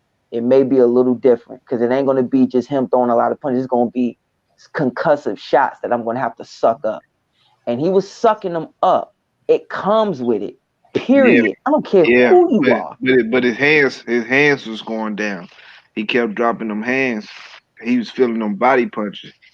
He was Of course, if Tank. I'm throwing, Shit was being effective. He stopped. He started dropping them hands. He started getting used to them motherfuckers being down. He started stop throwing certain combinations that he was throwing earlier. He started just throwing the right hand over and over and over. That was some desperate shit. oh yeah, now when you throw now that part, and I'm gonna get to that in that corner. That's what he's gonna kick himself in the butt about for the rest of his days on this earth. Cause fighters, you always think about a sparring session or a fight, and you can think, "Damn, I made that mistake that day. God, I had no business making that mistake that day." And he's gonna watch that tape and say, "Why the hell did I throw 3 same right hands in the same interval second space? I didn't like boom, like that. I ain't give him that. I ain't go wow, boom, boom, wow, boom, boom. None of that. I ain't give him no different look. Just boom, Cause boom. I don't care telling who you, you are." it was that mental pressure. It was that Yeah, mental because he was in the pressure. corner. But Tank did some Roberto Duran jump. Did anybody else catch that? He was hitting them low the round before. Then he hit him low right before the knockdown. So basically what he did was he got by with that first one. Then he hit him low again, and Leo couldn't hold it no more. Leo went back, and you can hear, if you listen to the tape, you hear his brother say, "Don't take the time." He's saying, "No deal. Like, don't take." He's telling him, "Don't take the time." And because he knew Tank's gonna suck up that win. You can see Tank do this. And I was like, "Oh, that's it. Oh, that boy about to drop all bricks." Like, good God Almighty! And then because he knew when you get hit low and that cup ride up is a whole other different feeling. When that, especially if it go diagonal, and he hit Leo right diagonal, it was not square on. That cup move, that take your legs from you. It does a lot. And if you don't believe me, look at Tito versus Hopkins. He definitely utilized that. So you can see Tank, and we know Tank. Oh, Tank about to come out there and do a burnout. He gonna burn out. He gonna burn out on him just to leave a lasting impression on him. To let him know I'm gonna walk you down. I'm gonna do this type of punch output for the next 2 rounds and keep you nervous. Keep, like you said, mental pressure. But in the before that part, he was handling the mental pressure where by throwing the flurries, stepping around Tank, making Tank have to twist I this seen I, way I and seen catch I up. seen Tank turn him a couple times. Yes, Tank Tank turned him a turned. couple times too. Yes, especially right before the knockdown when he made Leo trip up and go Yeah, sideways this way. Yes, I'm not taking yeah. that from him. You forget, I grew up watching this kid in the amateurs. I'm not taking nothing from him. The only thing I'm saying is certain things that he has to take from Yeah, the he gonna Gamble get fight, better. from this one, that he has to give. And I know Coach Cal's going to be on him about, like, we can't make those amateur mistakes going straight back. You know better. Yeah, Relax when you in there. Don't panic so much, man. You know you belong there. He told him, look, that's why he told him in the dressing room, you know you belong here. Act like it. He tells him that every time in every dressing room, you belong here. Act like it. So don't make those amateur mistakes, because you don't want somebody like Devin Haney, who's fundamentally sound, to work work fundamentally sound, but just touch and turn, go straight back, let you come forward, make you look stupid, try to go this way, and next thing you know, Tank gets frustrated. You don't want that. And then it's like Tank, like, man, he's not hurting me. But the judges are like, well, he got you missing and whatever stuff because you frustrated. And they might give it to him and say, well, Devin Haney didn't definitively whoop him, but he beat him. You know, that type of thing. You don't want that type of thing. But man, the leverage that he had, that was something pretty. Cook God Almighty. When he shifted over, did anybody see he switched righty? Or was it just yeah, me? yeah. No, he switched to unorthodox. Yeah, He switched righty, and because if you look at that tape, he kept shooting that zip all night long, and he was missing it by that much at first. by Then like he an started inch. landing it at the sternum. Then he started landing it at the sternum. Then he started landing it at the chest. Then he started landing it at the collarbone. Then he started getting like, oh, it's getting closer. Oh, it's getting closer. And you saw that shit, and that was something pretty. All right, nope, nope. No, there it is. Come here. And it was beautiful. I mean, he lifted up with it. I mean, up with winning gloves on. With winning gloves on, he did that. I I tip my hat to Tank. That was beautiful. That was way to stay mentally focused. Don't be too exhausted to suck it up and see that and not let it get away. Oh, that was pretty. That was pretty. Yeah, it was some crazy snap on that punch. Man, beautiful breakdown, Golden Boy. Y'all see why I keep this dude Yeah, in he the broke. holster? He broke this shit down. Yeah, I let him know. Hold on, y'all. Huh? Yes. But Haney definitely ain't perfect. No, he's not. for the Definitely. never got to show is that Ray General should Leo should have kept fighting. Fact, I agree, man. But all right, now me, I've been telling people this from the beginning in all my breakdowns, man. Leo Santa Cruz deserved more credit than people was giving him going into the fight in the first place. Mm-hmm. People was downplaying Leo to downplay Tank victory over Leo. That's all this was to me. That's Fact. why people kept, oh, he's coming up. Oh, he's taking He Leo. fighting a 26-pounder. Yeah. A 26-pounder who was coming up anyway. The man was leaving 26 any fucking way. So my thing is, Mm-hmm. they were saying all these things to discredit Tank, bro. That's all they kept. But Leo is a 4 division world champion. Been in wars. Been in wars. Not gonna give him credit for that. You And he know, was bigger than Tank. yeah, he taller. He got the reach. It showed in the ring. He was putting out a beautiful jab. You know, he was touching Tank some, but Tank started adapting to that shit. That's why I say Tank proved and showed. Tom Brady snaps him twice against the bench after taking the third set. Tank proved and showed. Oh, we got the beautiful, the Queen Ashley in the building. What's up, Oh, Ash? what's up, Ash? What's up, Ash? So Tank proved and showed his fucking ring IQ in the ring, right? So this is Mm. my thing with people, bro. And this is what pissed me off about people. Lomachenko, a 3 division world champion, went up to 135. Give him credit, did what he did at 135. Motherfucker Tiafimo is the natural 135-pounder, and he's a big boy. And I give him credit for being um um fucking Lomachenko. And I'll take nothing away from the kid. I'm just saying this to make a point. But they gonna give him credit for beating. They're gonna give him credit for beating Lomachenko. And I know Lomachenko was a bad boy. I give him, you know what I'm saying, all that shit, Mm-hmm. whatever they want to say. But don't forget, motherfucker, Leo Santa Cruz is a bad boy as well. He only got 1 loss on his record. Last time I checked, Lomachenko had a loss on his record. You know what I'm saying? But the Mm-hmm. thing is, Leo avenged this loss in spectacular fashion and made the motherfucker who beat him say, "Had no heart. Leo really won the fight. I can't lie. If I have to say the man who really won the fight, had no heart. Leo did what he did. You know, went in there and beat Corey Frampton, which was a great motherfucking fighter to me. Corey Frampton is still a great fighter. He's a fucking champion, and he's gonna beat Jamel Hearn. So now, right, Ash, that motherfucker's 140 pounder. Probably can be 147 Mm-hmm. pounder. You know, he's here. All right. So now, I kept telling people, give Leo the credit that he deserved. Give the man the credit that he deserved. Because I know what people was going with it. I already know where they was going with it. They try to downplay Leo, right? To Yeah. discredit Tank victory over Leo. Because everybody's like, oh, Tank go knock him out. Oh, Tank go do this. Tank go do that. Yeah, we can say he go do it, but at the same time, you still have to do the shit. You know what I'm saying? You still have to do the shit. Every Still got to execute. yeah, every motherfucker kept saying, "Oh, you asked him how's Tiafimo gonna beat Lomachenko?" Everybody picked by knockout. Nobody said they seen that boy beating that man by no fucking decision. You understand what I'm saying? They did. So I'm just saying you still have to go out there and execute your job and knocking the motherfucker out. Now let's get to the fight, right? Going on, I told people Leo gonna have success early. You know what I mean? Mm-hmm. Tank had to figure out the reach. He had to figure out his range and distance. He had to get in the inside. He had to start timing Leo. Because we know Leo is a volume puncher. He's a volume puncher.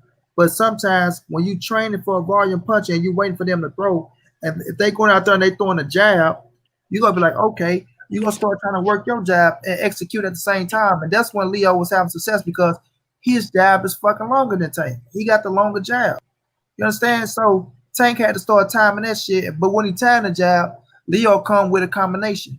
All right, bag your ass up. Bop, bop, bop. This, that, force Tank to fight. So the Mm-hmm. first Force round, them to think. yeah, the first round I gave to Tank. Second round I gave to Leo. But as you see, as the fight started going on, Tank started heating up. Tank adjusted. There He you go. adjusted. He started heating up, right? So he started picking the jab, slipping the jab, body shot him. That's when the IQ came in. That's when I say this motherfucking Tank boxing IQ is up there with the best because once you can't get in on somebody, you see that you can't get the head, you see the jab is doing this, doing that. You start working their body, bro. You Mm-hmm. start working their body. Tank went a whole round breaking Leo ass down to the body, breaking him down to the body. By Tank being a shorter fighter, you go take it coming in. You know what I'm saying? So I'm hearing motherfuckers out there and they stay talking about, oh, what Tank did wrong, what Tank did wrong. It ain't about what Tank did wrong. It's about what Tank had to sacrifice to get in, to get to that body, to start touching his ass and forcing his ass to fight you, to fight the fight that you fight. You know what I'm Exactly. saying? So bam, Tank start boom. You start weaving the jab, touching the body. Boom, weaving the jab. It's just start like fuck it. It's just like I said. It's like Canelo started adjusting on fucking Laura. It's like Canelo started adjusting on Laura. That's why I respect Canelo, and I did get Canelo that fight because of the body work. Just like Tank was breaking Leo ass. As you see, Leo started like them body shots started wearing on him, bro. It started wearing on him because he started fighting it. He's starting to fight more, starting to fight more, and that's when Tank started sitting in the pocket with his ass because like okay, now this bitch sitting down, and he fighting his fight. Now this gonna give me my chance to counter his motherfucking ass. You know what I'm saying? So he started fighting. Leo started fighting his fight, throwing them as he do throwing volumes. And even Tank was catching, boom, boom, body, catching, boom, come up top, boom. Sometimes he'll miss. He was loading up with the shots. Ashley say Tank looked cold in the beginning. He was. Ashley had to heat up on his ass. He had to heat up on his. It wasn't going 8. It wasn't going 8 because when he started investing to the body, when he started, ooh, I gave Tank that third one, Ash, baby. I gave Tank the third. And I think I gave Tank the third.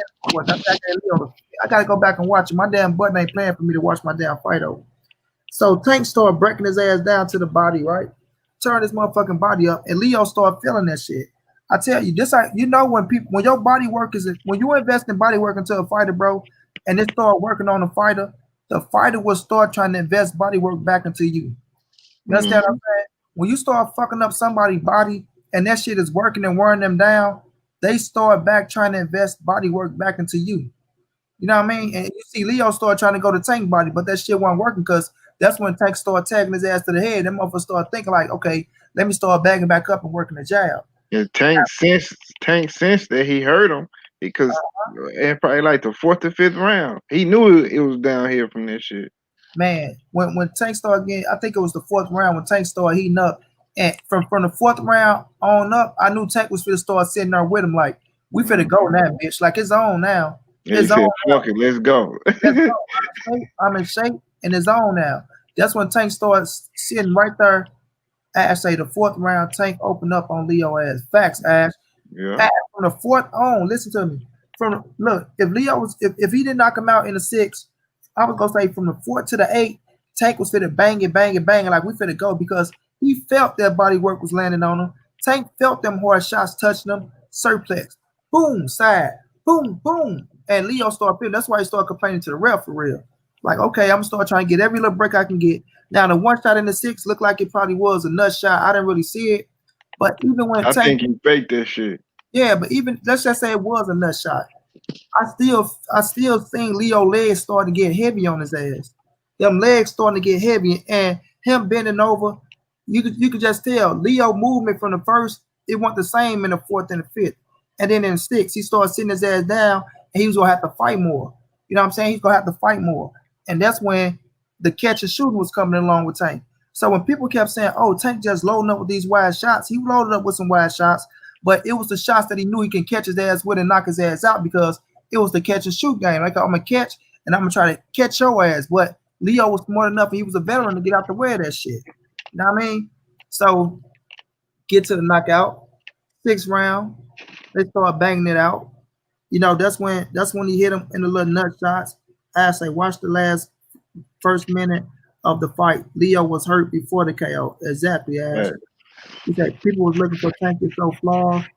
It reminded me of Sean Porter versus Earl. Niggas swear because Spence was getting hit that he got exposed when Earl made Sean bend the knee. Yeah, Earl will never get exposed. So we get to the knockout. In that round, they was going. Leo landed some shit. Tank landed some shit. That's when Tank, well, he said it was a nut shot. I got to go back and watch it. But either way, I think Leo led. No, it was perfect. He did good. He did a smart thing. Like Roberto Duran was known for doing, hitting the Hopkins. Those guys know that's pro tricks. I mean, hitting the guy in the hip, the femur, things like shoulder, make introduce like Solito did the Loma. All Yeah, right, take his legs from because okay, you're saying he faked it, Mr. Marlowe. Let's go to Mr. Monty's point. His leg, no matter what, his leg, because you heard me say, I think I heard his brother say in Spanish, do not take the whole time because you're gonna let him get it. And he's gonna try to burn out on you, and it's gonna be worse the longer you wait. And once you go out there, your legs are just it's a weird, it feel like squiggly lines going up your calf muscles. That's what it feel like. And it's like you moving, but your legs are not moving as fast as you want them to because they still trying to, that it takes I'd rather get hit square on or up in this order, square on or up, and die. I hate getting hit diagonally in that cup ride. I've literally, and I'm telling you from experience, that same type of low blow I've been hit with working with a pro when I was 16 years old, and he took my legs from me we went 6 rounds. I had no legs. And our cushion in our gym was always triple padded to build our legs up. I was done. I was completely done. Like that's what it does to you, and that's smart because if I'm Tank, I'm getting tired of you moving, bruh. You're getting on my nerves. I already done threw you to the canvas. I already had Coach Cal telling me to relax. You starting to get on my last nerve. Your punches aren't hurting me, but they're peppering me and it's irritating the hell out of me. So this is what I'm going to do. I'm going to go straight to Baltimore and headbangers on you.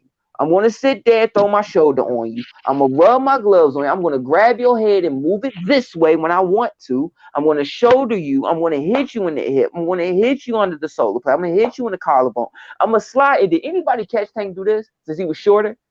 Put his shoulder right there under legal chin and just give a little shoulder to him. Did anybody else catch that? Did anybody else catch that? Yeah, I seen it. He pushed him off his ass. Yeah, that hurts because you got that hurts your jaw, and it could also make you bite your tongue. And it's a lot of things. It's little stuff. It's difference between cheating and pro tricks, and it's a fine line though. But that stuff takes a toll. And either way, and just so nobody knows that act like I'm trying to dog Tank. Everybody, Monty, you saw my prediction. No, Did I not say? I know, but you saw, Monty, my prediction when I said he may have some success early. I said, what if this fight goes like Ali and after those 4 rounds with Foreman? And he just looked up when the bell rang like, oh, I'm still here. Yeah. And I'm not hurt no more. I'm not hurt bad. I'm still here. And the whole boxing match changed. But Leo's not Ali when it comes to thinking. What if he gets too comfortable and get caught? Like around 5th or 6th. Didn't I say that, Monty, in the video, the last video I posted when I had the tracksuit on? I said exactly that. Then I said the exact same thing with Anthony $1 Million Crawler, Spencer Fearon, Tunde Ajayi on that interview. I said the exact same thing. But those shots is unforgiving. Either way, those body shots was getting higher and higher. It was going from here to the sternum, to the collarbone, and up to the chin. And when you investing in that, and then you're backing up, if you're someone like Leo and you're throwing flurries and turning a guy, and then you turn it and he's right there back on you again, it's mentally draining because it's like, didn't I just hit you with an 8-punch combination and turn you over there? Why are you right here in front of me again? It starts to wear on you. It starts to make you want to quit almost. Leo did the same thing to Tank, though. That's true. That's true. Because I seen one part where, and we laughed about this, and I think it was in the 6th round, where I seen Tank come over with an overhand and he hit Leo ass on top of the head, right? But when he threw that motherfucker over, bam, hit Leo ass. Leo came back with an over, like, bitch, I'm gonna hit you. So, but let me finish making this point. When we seen it, right? So when Tank started pushing him to the ropes, like I seen Leo legs getting heavy. I seen it. So the body work of Gervonta Davis, that shit paid off earlier than expected. And I knew it wasn't gonna go past 8 rounds, bro. It wasn't gonna go past 8, I'm telling you, because that body work was just vicious. And Tank was heating up to where he was getting faster and stronger, bro. Tank was getting faster. He was just getting started. He was just getting started, bro. Because he was dry in the back, so it took him a 2 or 3 to get ready. Yeah, so we felt Leo power. We like, okay, I could take that shit. You know what I mean? And it don't mean it's good to get hit, but at the same time, when you going out there, and I say this all the time, when you want to knock a motherfucker out, right? When you in position and you feel like, you know what, I want to knock this motherfucker out. I'm gonna take his shit so I can catch him. You're going to get touched. It's just like with Earl and Sean when people kept talking about, oh, Earl getting hit. No, Earl wanted to knock Sean ass out. So when you standing there with a motherfucker and you banging it out, you liable to get hit. You know what I mean? You're going to get hit. So Tank, he took that shit. He took it. He knew what it was, but it was like it's in him. It's in him, bro. It's in him. He get hit. Okay, motherfucker, let's go. Let's see, because I could tell when Tank started letting his fucking hands go, he was ready. Like, fuck it, come on, catch it, boom, swing it. You know what I mean? So when they got to going, when they got to going, I knew Tank was ready. I said, this motherfucker, and I'm gonna go and to prove that I'm on my, because I got the whole fight on my Instagram. I'm gonna screen record everything that I'm saying now. I was saying now, like, look at Tank, he ready, he finna go. You know what I mean? Like, he ready now. Like, Leo ain't going. Now he was breaking his ass because motherfuckers in the chat room was talking about Leo won this round. Leo, one nigga say 4-0 Leo Santa Cruz. 4-0. I mean, Leo was winning some rounds, but I didn't have it 4-0 going into the fourth. I didn't have it for even the props that I'm giving Leo. I didn't have it 4-0 because what people have to understand is especially at that level, there has to come a time where you either have to stand there or go forward. You can't continue to win just circle pattern, and O and C pattern, because then they're gonna say you never brought the fight to the champ. So you never took the title away, even though it's not as prevalent today as it used to be back in the day. But they're gonna say that. So you could say, look, he's touching Tank, but he's not dropping no bricks on him significant. Because if this the amateurs, yeah, Leo won every round because he's touching with points. But in the pros is a little different. It's who's sitting on what, who's setting traps, who's controlling the ring. And when you watch that fight, you may say that Tank, even though he was getting touched, he was controlling the ring because he's making Leo move and go where he want him to. It wasn't Leo saying, oh yeah, come on, follow me this way. No, come on over this way. Come on, like Ray or Willie Pep or Sandy Saddler, Ezra Charles, or any of them guys used to do. And the whole body work thing, for the people who just coming into the chat who did not hear me say it before, the investment in the body work is just like when I got the chance to see Mr. Joe before he passed and see Marvis, and he said, you should start ripping to the body. We was at Rose Court Raceway because Marvin's promoting his book. And he said, yeah, I've seen you before. So I just said, he said, man, but because you told don't mean that you can't stab to the body a little bit. And I was like, I'm not giving up high, I'm not gonna call over top. He said, oh, you slicking up that get called over top, but you gotta remember.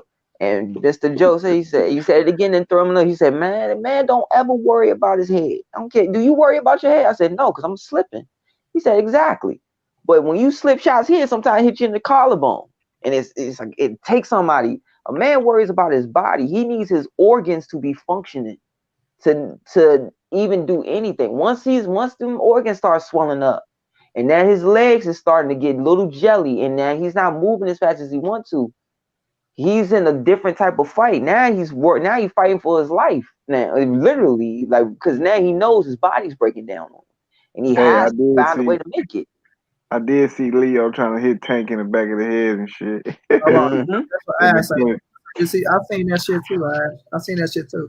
Hold on, my man say Tank was tunnel vision in the 6th, walked right through those punches, and then stood straight up before the uppercut. Tank was definitely in knockout mode. Hell yeah, and that's why I say he was taking that shit to give it. I say, did you? Oh yeah, say that's. But we don't want him doing it too much. Like, we don't want him doing it too much though.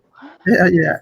Gary pissed off that he knocked out Leo. That's what he pissed off about. Gary wanted that fight. Gary wanted that Leo fight bad as fuck. I'm telling y'all, that Leo fight and why Tank knocking out Leo Santa Cruz like that put that boy on a different level still. You gotta understand, Leo and his fucking fan base is big with the Mexican fans. Look at the response Tank getting around the world, bro, from that knockout. Look at the response he getting around. Even the motherfucker who don't like Tank had to give him credit. You understand what I'm saying? Because they understand it ain't just that he knocked his ass out. He did it to a 4-division world champion. How he did the shit and the power he showed, and just take his intensity, bro. That intensity from Tank and that level, it just shows like this is a bad motherfucker. That's why even when I say points, give his. Even when I seen Matt Barnes give his, when Matt Barnes like, what the fuck? Like motherfuckers thought Tank killed that boy for a minute, man. People thought like for real. My brother called like, money, is that motherfucker dead? I'm like, shit. Nah, he woke up smiling. He was laughing. Did you see him laugh when he woke up? He said he got he me. know that motherfucker check hit that bank account. That's why he smiled. Man, oh yeah, I mean, he has nothing to be ashamed of. $2 million richer. He was dead sleep smiling. Did you see the picture? Did you see the picture with his head on the post, bro? That nigga was cozy as a motherfucker. He was laying down with his socks, shoes off, and how the fuck he get out of his shoes? Ash just said, she's talking about Orthodox though. They took his shoes off so they can help him get oxygen to the fucking brain, untighten them up. But let me finish making this point, man. They was on the ropes and shit, right? And Tank timed that shit perfectly, bro. Like he took the first shot, Bob blocked the second one, Bob. He do another one, the third one. Tank like, but see, Leo fucked up. He fucked up. Stayed there. Stayed there, because he got comfortable, man. He did get comfortable, bro. He got comfortable. Overconfident. Yeah, his father told him, do not get overconfident. He thought he felt Tank's best shot. That's what it was. Yeah. And that's why he fucked up at. He thought he felt the best shot. Softening some of them punches up on purpose. Yeah, he like, okay, we bang it. It's in the heat of the moment. You know, when you're a fighter, you can feel that shit. You know what I'm saying? You can feel it. So he felt like it was that time, like, okay, we banging it out. And Leo, his natural reaction is to fire back. Like, that's his natural reaction. Regardless of like how smart you can be in the ring, his natural reaction is to fire back at your ass. You fire him, fire back. You know what I mean? By Tank being right there, instead of him grabbing Tank, locking up like a professional move, and letting the referee break y'all ass up and get you back into the middle of the ring, he tried to fight his way off the ropes, which was dumb. You know what I mean? Which was dumb because he thought he seen Tank blocking. But once you in defense mode like that, a motherfucker pushing you back, the natural thing to do is to, like, if you were a smart boxer, shoot, turn your ass real fast, bring your ass back to the middle of the ring. But by him just being a natural fire backer, that motherfucker fight, Tank block, fight, block. And the third time he tried to do it, that was the last time. I mean, that was the last time. And Tank, man, like I say, the IQ of Tank in that ring that night, bro. Even though I'm gonna say Leo overextended he didn't overextend shit, bro. That was the same shots in the same distance. Tank was in the same place. He didn't overextend, bro. It was just that Tank was melanated royalty. Tank was just in position to slip that shit and catch his ass from a different angle. Because I know Tank was thinking like, okay, this motherfucker is he gonna continue to shoot the same shot? Like, okay, I'm gonna try to catch him and catch and shoot, but instead he slipped and shot. Like they do it even when he's working on the pads. You can see when he slipped, walk, come up, bop, slip, boom, catch him with the 6. That boy, bop, slip, boom, caught his ass with the 6 and put his ass clean out, bro. So I'm looking at it as like, Leo, you made a mistake. Tank made you pay, but Tank still set him up for that shit. And that was the smart thing that Tank did. Bag his ass up on the ropes because Leo did thought it was gonna be a body shot. You know what I mean? Especially when you duck down like that, he thought it was gonna be a body shot, and Tank came up with his ass, and it was all she wrote, man. The way that boy went back, we knew it was over. The way that boy went back, we knew it was over, bro. So it was a hell of a fight, bro. I just want people to get Tank the credit that he deserved, man. How can you not like Leo? I wish him all the best. Nobody. Man, I hate to say this, Mr. Monty, but I know you wanted him to get the talent, but people not gonna get the credit, but they're not gonna give that boy the credit. No, that's what I was gonna say, GB. They not, bro. They not, and it is fucked up because we know it come with the territory. It come with the territory, bro. It's nothing is right. Well, nothing is never going to be good enough, bro. It's never going to be good enough. You know what I'm saying? Especially when it's somebody like Tank that's getting all the superstardom. Oh, he's this, he's that, he's that. And you know what fucked me up is when people always trying to make it like, oh, Tank, he ain't fighting nobody. Oh, this, that, and third, this, that. But this man just fought a fucking 4-division world champion in his prime. He just fought a 4-division world champion in his fucking prime. And a motherfucker gonna say, oh, he fought 126. No, the fuck he did fight 126 pounds. He fought 130 pounder and Leo Santa Cruz that came up who fought at 130 pounds. Tank went down to couldn't make 26 anymore. Could not make 26 anymore. And they're gonna say, oh, Tank wasn't gonna make weight. This, that, and third. The man make weight, or he had to take his drawers off to make weight. You know what? He looked drained. Oh, is he gonna be the same Tank? It's always man, he made that shit easy. These niggas be hating like a motherfucker, right. bro. and Tank didn't even have to take the draws off. He just wanted to like fuck it. I'm gonna take them off. I'm gonna make sure I make weight. I'm worried about they worried about making weight. Tank worried about his money. You know what I'm saying? He knew he made weight, but he wanted to make sure like I'm not paying this Mm-hmm. extra money.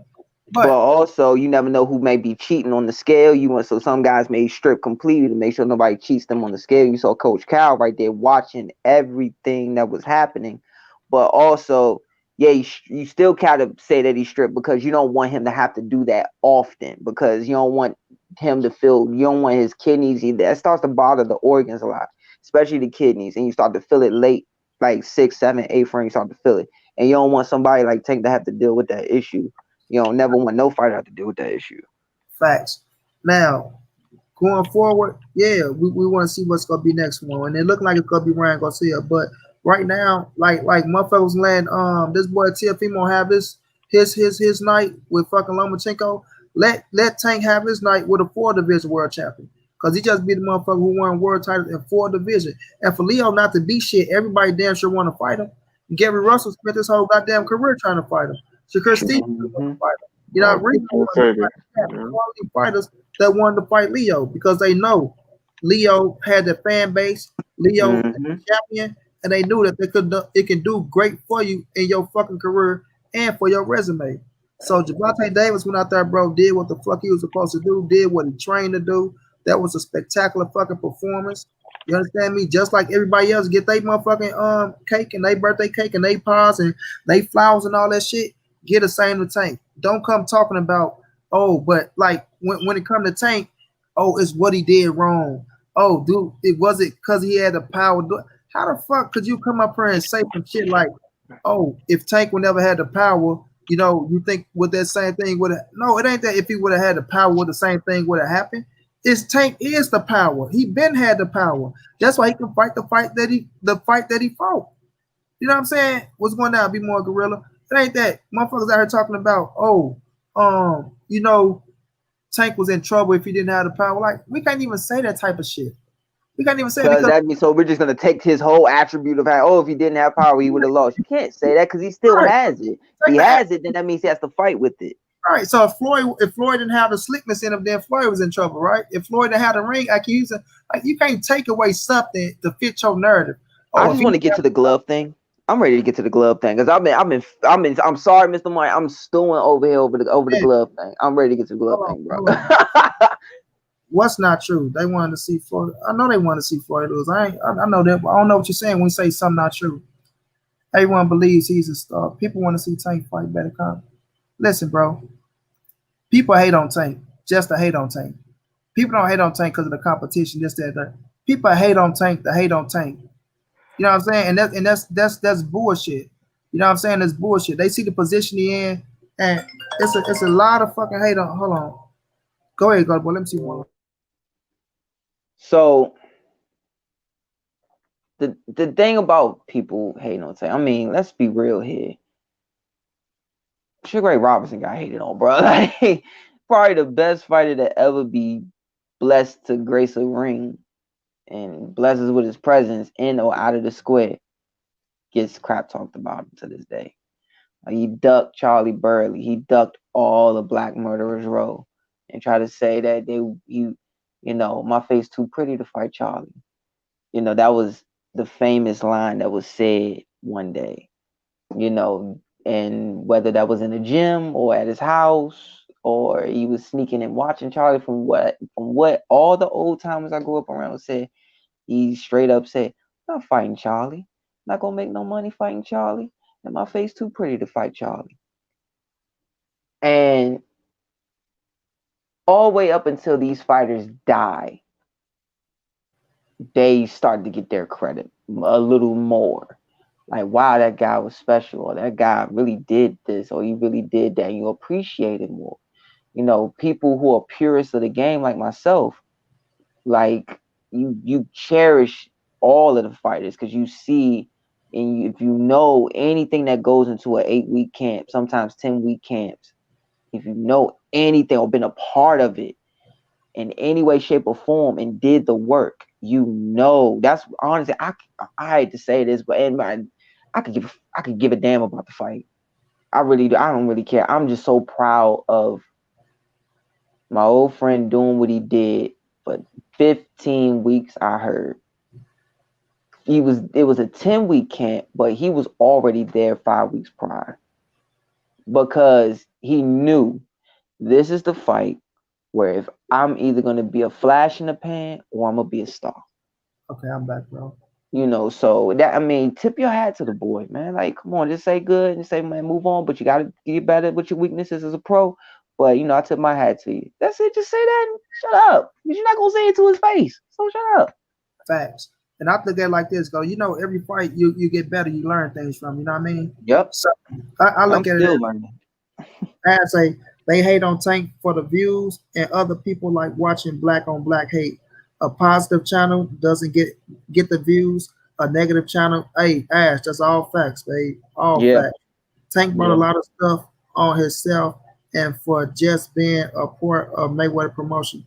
I mean, you can say he brought a lot of things on himself, bro, but he was getting a hate before a lot of situations. You understand what I'm saying? Yeah. People look at the thing and say, well, him and his baby, man, people have situations with their women's all the time, bro.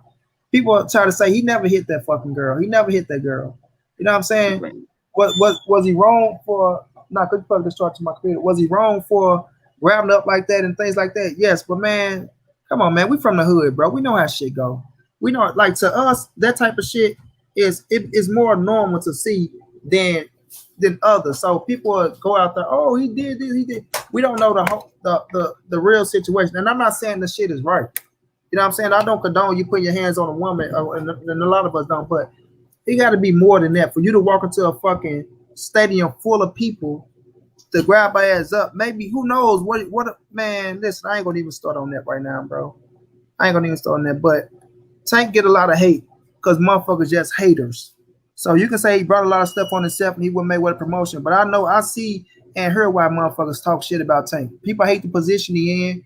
People hate that he's young, rich, and made it out. So he get a lot of hate for the bullshit and not enough credit for his talent in the ring. You know what I'm saying? People lives outside the ring is their lives, bro. And of course, when you a star and you in the people's eyes, I understand you want to get judged. You want to get judged. People want to look at that and judge you.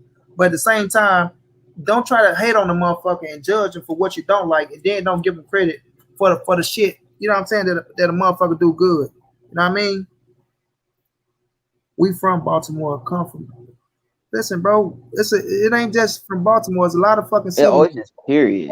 But Baltimore love that boy. Yeah, but I ain't worrying about that shit. But I just feel like when people, for instance, like my dad was known as hard work. Like he was one of the most disciplined guys at Hillcrest or whatever. But my dad was like, he's made it out. He gonna have his fun, but right. he gonna get that certain contract where he gonna look at it and he gonna know all the BS gotta stop. So can we just say and tip our hats and say he got that Leo contract? Coach Cal is in his ear. Coach Kenny is in his ear. Floyd is in his face. Son, look, man, this is it.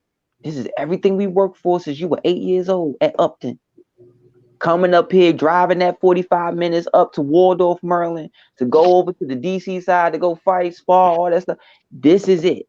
This is your 36 minutes. Because if you don't, this is that moment where you're either going to be a flash in the pan and fighting for crumbs, or you're going to be on a whole other level after this. And this is where and he took it serious. That was the point where he said, all right, I can't F around with this one.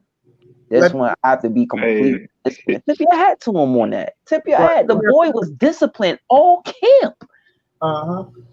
Let me ask Ash question, go boy. You can get back to cooking, my brother. Ash said, why Tank have his daughter if he hear her facts? If it's cool for her, I didn't see it. Right. What happened? Tank get a lot of Mayweather hate. That's where. Nah, she asked, was saying like if Tank hear her, why he have his daughter? You know what I mean? What's the topic? No, it's just about Tank getting his credit and people tipping their hat to him. I ain't not giving his credit and shit like that, but we know how the hate go come for Tank. But let's jump into it though, Golden Boy. What you want to talk about because it's bullshit. Yes. These motherfuckers coming ain't out never been to a glove table a day in their life but want to talk about some gloves. Oh shit. And want to talk about and put Tank on the motherfucking trial for glove gate because he switched his gloves, right? Because his first gloves wasn't like if you go and look at him warming up in the back, go if you motherfuckers do your research, it ain't hard to find. He was already talking about he hit the pad. Boom. Mm-hmm. He was like, and Mayweather like, what's up? You all right? He like, I don't know, this shit ain't feeling right. And he got to hit the pad again. That's why you sign off on 2 pairs of gloves. Just in case something go wrong with 1 pair, guess what? You got another pair. And the first pair wasn't feeling good to him, so he switched to his fucking second pair of gloves, which he got a right to do. You understand me? He got a right to fucking do. And now these motherfuckers want to put Tank on trial talking about glove gate. Especially that ooh, I ain't gonna even say his name was little chump ass, but we know how it go, man. We know how it go. It's never going to be good enough. You understand me? Always going to be something in the motherfucking water when it comes to our black fighters and greatness. Always going to be something in the water when it comes to our black fighters and greatness. They got to find a way to strip them of their fucking greatness. You know what I'm saying? That's why I don't like when I see my black brothers out here talking about if Tank didn't have the power, will he be in trouble? Motherfucker, he been having the power for the last 15 fights. That's his whole Frank is powerful. Baby Mike Tyson. How you gonna just script somebody of they fucking attribute Ability. like They attribute. yeah, take the whole best thing about him. If Tank to have the power, would he have been in trouble? How do that sound? That shit crazy, bro. Right. But it is what it is, though. But this glove gate shit that these motherfuckers trying to come to, and I heard the WBC said some shit about it. You know what I mean? So Leo team somehow, oh, they want answers. I bet y'all do want answers, motherfucker. Y'all want a lot of things right now. Y'all want to go back to that 6th round. Nah, Leo's team didn't say nothing about. They gave him his props. They said, "Yo, you won." What Leo said? Or something happened while I was at work. What I missed? Unless Laylo weak ass making up shit.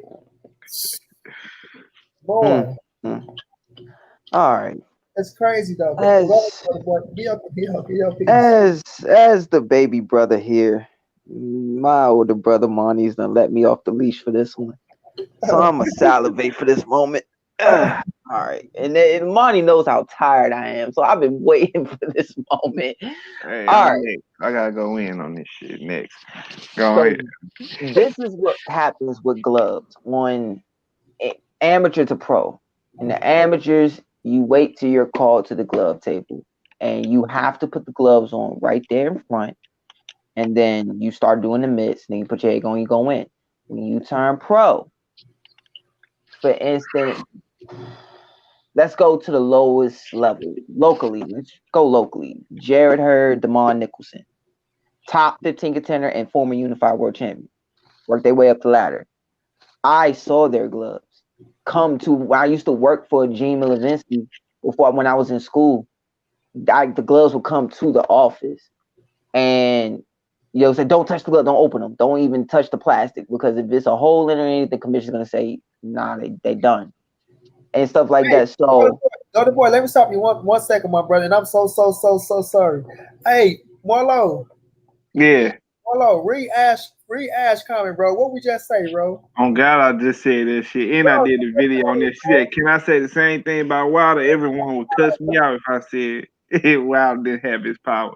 Shit, stupid. On my mama, I said the same shit. We were saying that shit earlier. Like, bro, niggas keep talking about how Tank power bailed them out, but ain't that the reason why motherfuckers like Wilder? People been talking about how Wilder. Mr. Marlowe, now let's add on to that point before we go back to the gloves. Okay then. So are we gonna say Sonny Liston wasn't as great as he was without his power? Are we gonna say Ernie Shavers wasn't as great as he was without his power? Larry Holmes wasn't as good as he was without his power on his jab. Who else can we say? Tyson was as good as he was without his power. And so we're just gonna take away the sidestep, 6-inch slipping, and the pivots. We're gonna take all that away. And just we're gonna keep that there, but say he wouldn't have won that many fights or as fight as he won if you take the power away, but keep all the attributes I just named. Joe Frazier. Oh my gosh, we could really Sandy Sadler. We could just really go down the list for days on it. Jack Dempsey. I mean, we could go for days on this. You can't do that. You can't do that to fighters. You have to take it as it is. That's why you have fantasy fights in your head. If you really are curious of the game, like, man, could Tommy have done this at 47 today with his attribute? Could he have done this and that then? Shane, but that's why you have those fans. That's why you play computer fights on your fight night game. Like, I'm gonna put Durant in with Sugar Shane Moses and see what happens right here on here, and fight him 10 times and see what happens while you play pool on you. Like, that's why you do that. You can't take that away from guys, because that's what these guys were blessed with. They knew they were blessed when they worked on. Now let's get back to the fuckery that is these gloves. When you turn pro, now that's in. We're gonna talk about the lowest of the low level when you are fighting locally in 3,000 seats and 1,000 seats, whatever. Some promoters may use the same gloves each fight, but once the gloves start to get dented, they throw them away. They order a new pair. If it's an 8-fight card, 6-fight card, usually it's 4 8s and 4 10s. And for instance, you might sit there and you still have to have the gloves go over to the other corner, other dressing room, or they send a guy over. Because I was one of the guys who's done it. Like, yo, Silk, go over there, check, man. All right, and I'm watching the hands get right now. You can't double check like that. We ain't doing it. All right, give me the gloves. Let me see. And I will, like, all right, it's not soft right here, especially the foam ones. I'll bend it, like, all right, let's see what we working. Okay, we good. If it's Reyes, I'm doing this just to see how small, how my fingers touching. And Monty done heard me say that thousands of times. Like, he done seen me bring my gloves on here and show it. And when you are at that level, when you reach ESPN, Showtime, HBO, pay-per-view, all those type of levels, when you sign the contract, a lot of times on the contract, the gloves is chosen sometimes. Like, he gonna wear this, you gonna wear that. You sponsored by this, I'm sponsored by that. This is what we wearing. Now, Tank fought that boy. I forget that boy name because that boy can fight, but he had nothing for Tank that night. Tank was too strong. It was the fight last Halloween when he broke the boy's nose in the first round and stopped him. Those were winnings. Winnings is a wider glove, puffier glove. Guys like especially in training camps, wear winnings to protect their hands. And they fight in them. That's why Chris Eubank Jr. started fighting in them, because his hands just couldn't take it anymore. He couldn't wear Reyes's anymore. You have moments where when you go to the glove table to try them on after the press conference, after the weigh-in, they say, come this way, the gloves are waiting for you. And when I say it's a row of gloves, bro, you be like, why did they just waste that much material on gloves? Like, I swear I've seen tables of the same gloves for the same fighter, and it's like 10 of them Jones. And I seen my boy pick, I want the left on the second pair of gloves, and I want the right on the 9th pair for the first pair. The second pair, number 4, I want number 4L, and I want number 7 right for the second pair if anything happened. Like, I've seen stuff like that happen. The commissioner signs it. The commissioners take the gloves. Yes, it's boxing dirty as things happen. Yeah. We know all that. But this is a camera back there the whole time that, unlike Tyson Fury, the camera didn't miraculously get cut off. Right. And I knew someone right with Tank because I've seen them warm up before. Like, I've seen them do it all for years. And I'm like, he ain't warming up. What the hell going on? And Grant Gloves is more square. It's shaped like, if you look at an old picture of Ray Leonard standing in the corner, it is like 79, I want to say, and Dave Jacobs is behind him. You look at those, Grant's shaped exactly like that. It's a straight, it's a square. Winnings go in an arc, just kind of like power locks, but power lock is a little more stiffer. But winning goes in an arc to give you a little bit of more wiggle room, a little bit, but still keep a snug fit right over the metacarpals, right on there. That way you can really shift, but you really got to shift sometimes to get the power you want and get the timing right to really, unlike a Reyes glove where you could graze a guy with a 6-inch hook and he go down. Once you saw Tank hit that mid, I'm like, Dad said something wrong with his hand. I said, what you say that for? He said, look, he not hitting the miss heavy. He not even sweating. And he the next bout up. Because they tell you, glove up. Once the fight before you starts to walk, commissioner's telling you 30 minutes or earlier to walk. Or they'll say, like, if the guy knocks him out, all right, he's out. So start getting ready. They're gonna do the interlude and everything. 20 minutes till walk. They come opening the door, telling you that. The commissioner stands there, and when you say something don't feel right, that's so. What Tank did was, I want to wear these grand joints to match my outfit, and I want to cracking these, but and my hand's still aching a little bit. Yo, had these winners on the side, bro, for real. I had these winners for me because I'm just in case. So you probably, what I think personally happened when you and I've had it happen to me. Everybody's done dealt with it before, especially with new gloves. When you have new not broken in gloves, my God, and you have a snug hand wrap and it's a foam glove, you put them on this you put them, it feel good. They start to get better, but it's like and you got a snug wrap on and it's already locked in. It starts to feel like when you tie your shoes too tight, like your foot falling asleep, your hand falling asleep, and then you start to feel right here, your bones start to ache. And you could see Coach Cal was asking 121, 112, 123, and he's like ta ta ta ta ta. And you see Coach Cal not slapping the sounding off, what we call sounding off on the mid work. You see Coach Cal like just touching and you see Tank go and walk off, and he just go that's it, I'm done. Like, go change him, and he wasn't taking no chances because trust me, in a fighter's mind, you don't want nothing to hinder you in your mind frame. When you in the dressing room, you already know you in shape and everything, and you confident. The last thing you want to worry about is these shoes feel light enough? Is this material on these trunks not too heavy?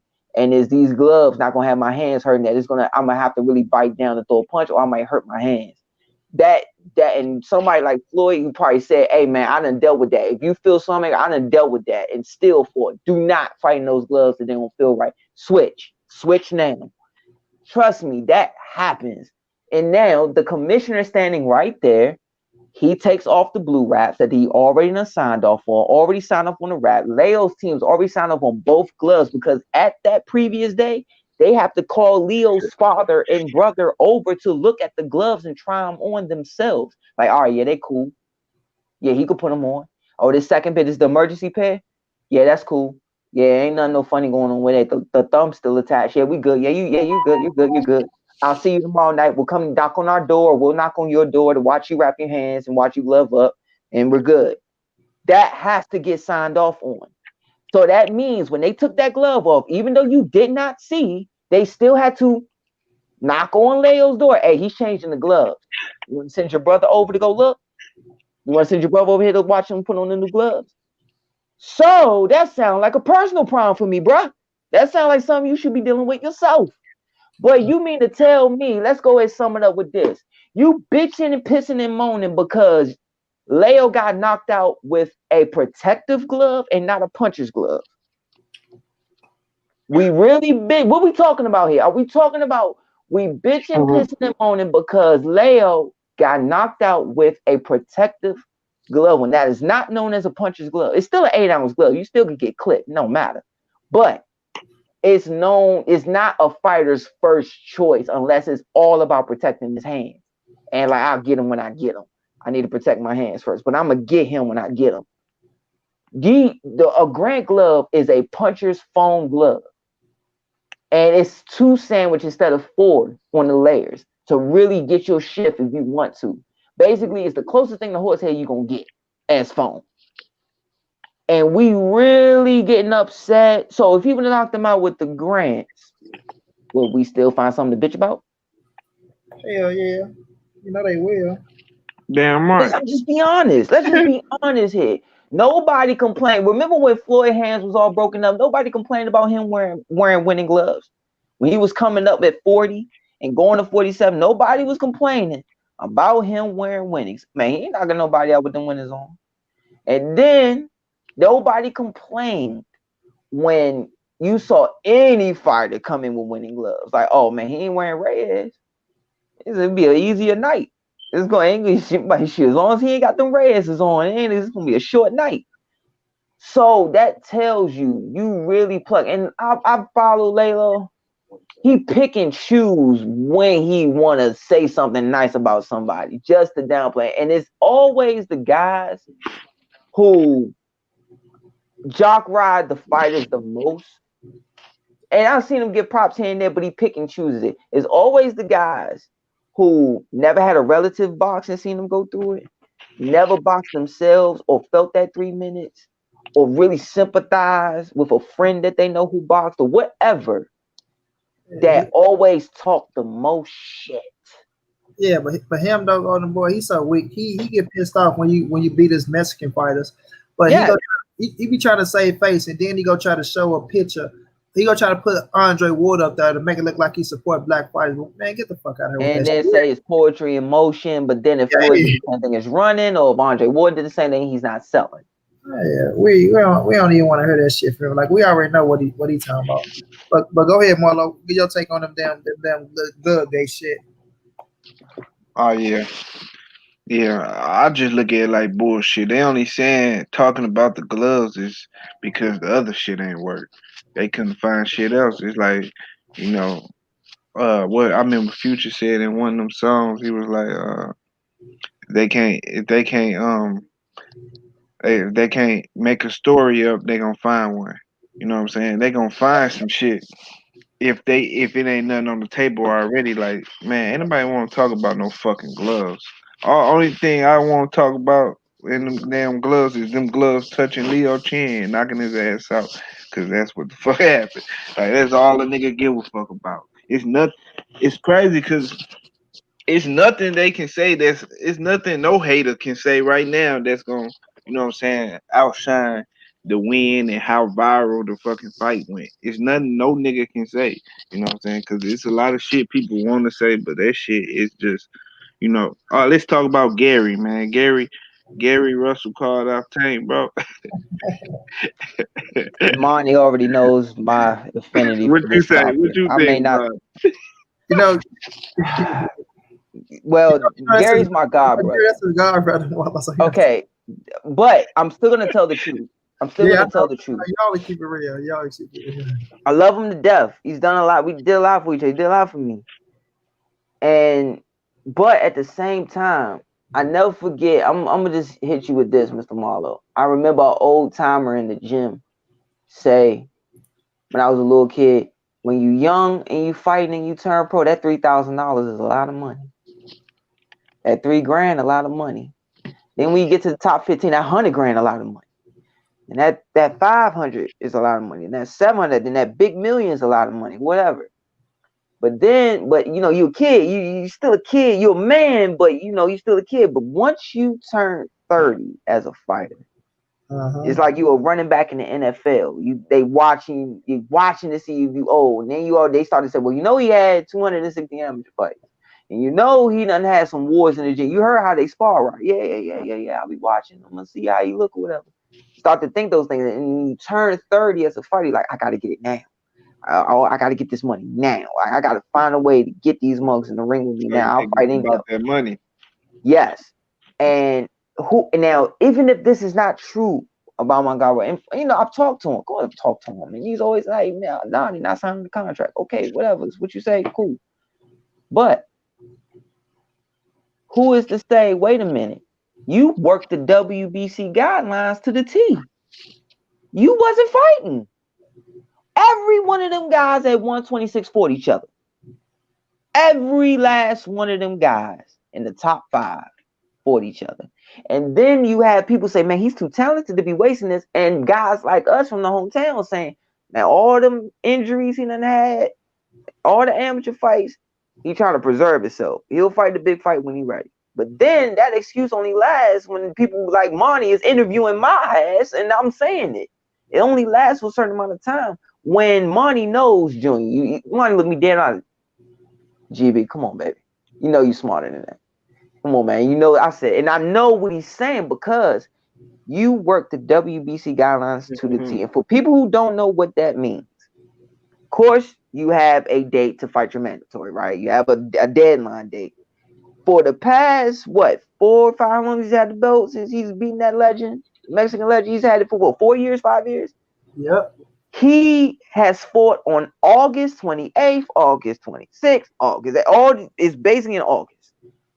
Al Bernstein and them are joking, laughing at him at his expense while he's fighting, saying that, wow, it's been a year, huh? It's been that almost to the exact date, right? Do you Oh, think Gary Russell got God. any issues with Al Heyman? No fighter that I know. That's where all my friends and I haven't heard now one of them say one bad thing about that too.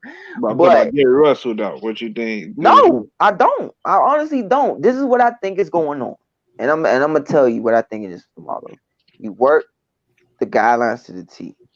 This is what Gary and I believe Sweet G is doing. Sweet G is taking the belt, and he's like, man, I've been in all these wars in the gym that people didn't see, in the amateurs, all that stuff, man. I broke myself just to get to this point, and he really did. Like, he broke himself, bro. And he's like, I want to preserve my body for those big fights, so I have something to give in those later rounds.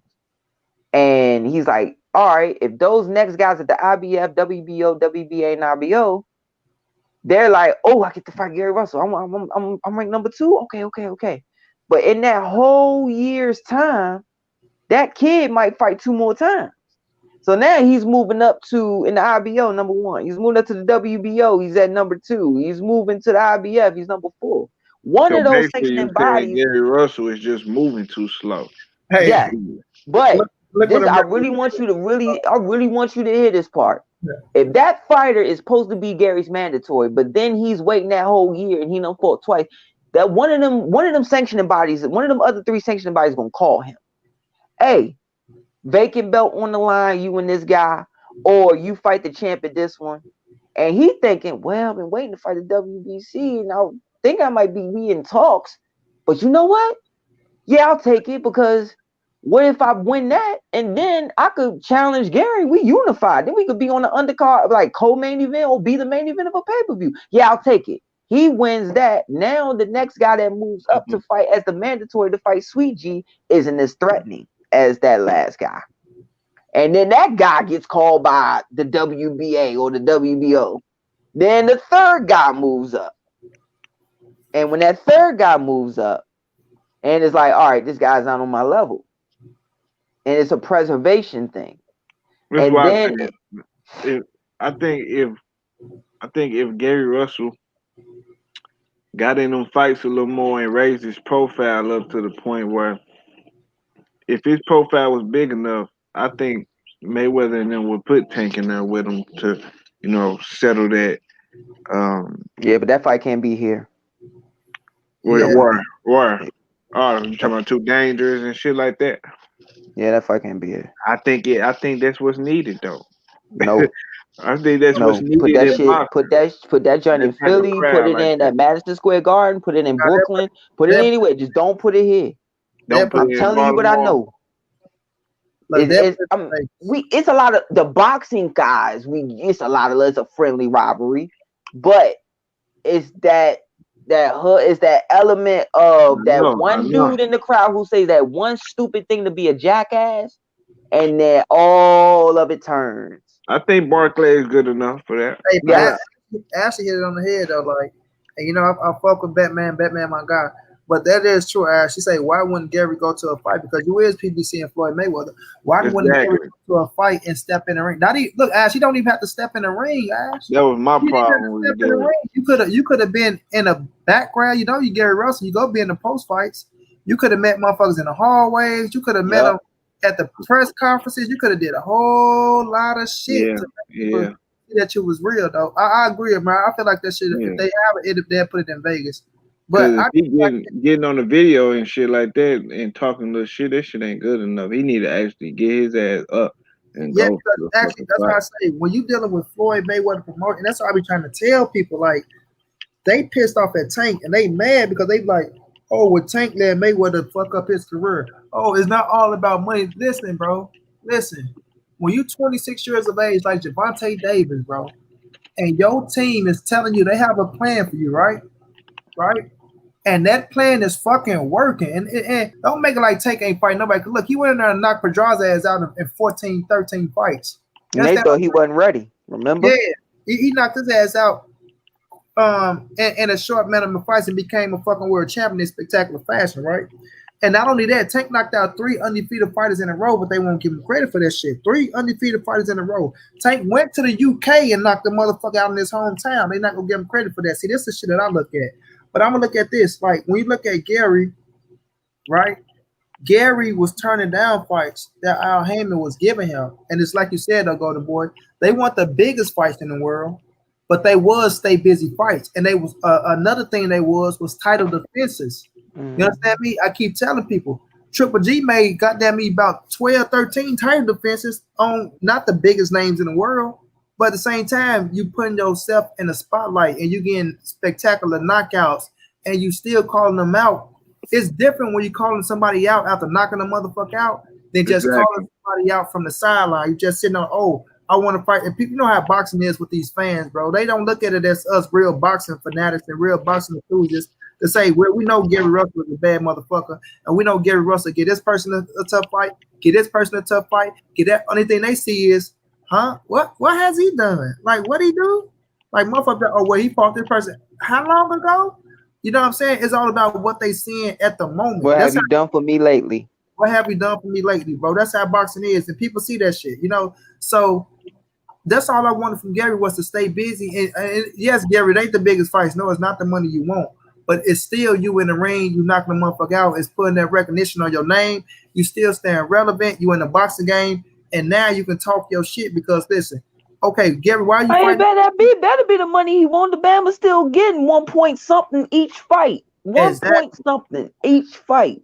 Exactly, bro. So that's what I was saying. Like he could have stayed busy, bro. And I agree. Like if his catalog would have been built up, maybe they would have looked at it and say, you know what, let's make this fight happen. But when you got Leo Santa Cruz sitting right here, you got Gary Russell sitting right here, we're in the same weight class, but you got Leo that's the world champion, unified world champion. His fan base is growing because he's fighting. He got the Mexican fan base behind him. It's easy. Like I ain't gonna say it's easy just like this, but we should have known, like when we talking about the business side, that Floyd was gonna make Mexican versus black fighter because it works. You know what I'm saying? A lot of people say, you know, we act like black versus black won't sell. No, we don't act like that. We understand that that'll sell, but we seen that that's the blueprint. Like that is a blueprint. You put a top Mexican fighter against a top black fighter. You put their ass in there, world champion, and that shit clash, and that's it. That shit sells, bro. That shit sells. You understand? So that's what, like, Floyd got one superstar, bro. One superstar. And that's Gervonta Tank Davis. And you think he gonna fuck up because of what y'all talking about? You know what I'm saying? And I don't mean fuck up by, oh, taking on with this fighter, that fighter, that fight. No, because they moving him the way, like, all right, this like the Andrew Maynard thing I just said, not rushing it too fast. Yeah. But see, that's the thing what people don't understand with Tank. And they'll be like, oh, well, Tank this, Tank. Yeah, Tank is only 26 years of age, bro. He's still young. So all the fights that y'all want to see him fight, they still can make them fights. But you know what? Fighting those fights on pay-per-view make way more sense than just fighting them fights to be fighting them fights. You know what I'm saying? So right now, with Tank, like I said, I'm gonna let him enjoy his win over fucking Leo Santa Cruz. But yes, you gotta go forward now. You can't take a step back, Tank. You can't take a step back now. You can't go back to fight. You know what I'm saying? Pay-per-views from now on. Yeah. If you want this shit to stay pay-per-view worthy, Ryan Garcia. If Ryan Garcia's the next fight, I fucks with it. Yeah, I fucks with it. You know what I'm saying? You might ruin that kid and might mess up a lot of money, but hey, it's gonna make a lot of money that night. Exactly. They want it. So we go give them what they want, and Tank go smoke his ass out just like he did Leo Santa Cruz. And then my thing with Gary is, if he with the PBC, what's so hard about going to the fucking fights? Man, showing your face. Don't ask, bro. Just Gary can get into them fights, being a press conference. Gary can get into it, but you know, Gary fucked me up when he said he don't even watch. Like I don't even watch boxing. I don't do like Gary sometimes. No, the reason why he said that, bro, is because when you and I didn't understand it until I started seeing my dad. Like I think my dad is 61 now, and he's seen so many fights since 5 years old that it'd be like, all right, it's another fight. So then you go to the fights, or you have a fighter, then you're there watching the fight. So it's like, all right, if I'm not going there because I have a fighter or one of my friends fight, it's like, all right, I'm just gonna stay home and rest. You know, so that's how that happens sometimes. You know, fought so many and seen so many. Facts, Ashley. Yeah, nigga Tank said he getting right back in the gym after 2 weeks. He Oh got yeah, something Good. to prove. He He got needs something to to. prove, bro. that's because they got a plan. Tank really like he really and you He said it though. mature. Man. I give it to you, Amir. You said it. Tank is maturing. He's maturing, bro. And you see that you have to live a fighter's life. You got to live a fighter's lifestyle. You know what I mean? If you want to be great, you want to have to live a fighter's lifestyle. If you want to be what you say you are, the one, you Mhm. want to have to stay 20 pounds. Well, how many pounds away from weight do we need to stay, Golden Boy? You don't never About want to go over 15. 20. Over You 20, don't right? never want to go over 15 to 20. 20, right? So Never. about 20 to 15 pounds, you know what I'm saying, overweight. You feel what I'm saying? So that's why I say we're gonna see what's up, man. I like what BFCB said today because I've been stressing this shit forever. And then we're gonna move on to Deontay Wilder, then we're gonna get up out of it because we've been going for 2 hours. Yes. All So right. Okay. people been I've been saying this Tank missed weight only one fucking time. You know what I'm saying? He missed weight only one time. Now, yes, did he make weight the first time when he stepped on the scale? Oh no, I think he did that about 3 times. But the thing is, he came back and made it. You got some people that don't even go try to make an effort to make the shit. But he came Mm-hmm. back and he made weight. You understand what I'm saying? So he only missed weight once, and that was on the fucking Conor McGregor undercard when he lost his title. After that, he made weight every single time. Sometimes it just took him twice to make the weight, but he still made the weight. But in the rule book, if you don't make weight the first time, you get a second chance to make the weight. You understand what I'm saying? 3 hours. Some states 4. Right. He went, he got that shit off, and he came back and he made weight. But people are shit on that. Oh, he didn't make weight. Oh, Tank, he just missed Yeah. weight so much. You know, no, it ain't that he missed weight. The man be a pound over, a half a pound, this, that, and he go do what he got to do like a professional, come back and make weight. You know what I mean? So people got to start respecting that shit, bro, but they don't because they'll find any little thing to shit on Gervonta motherfucking Davis, just like they go do with Earl Spence and whatever else black fighter come along that we gonna be putting that special title on. They gonna try to find a way to shit on. You know, ask Let's him do why this. he never said he never wanted a title. That was never his goal after he lost versus Loma. Who win versus Gary versus Devin? I lean towards Devin in that fight just because it's in and out style and because both of them boxers. And I always say this when you got two good ass boxers against each other, somebody got to force the other one to do something that they don't want to do.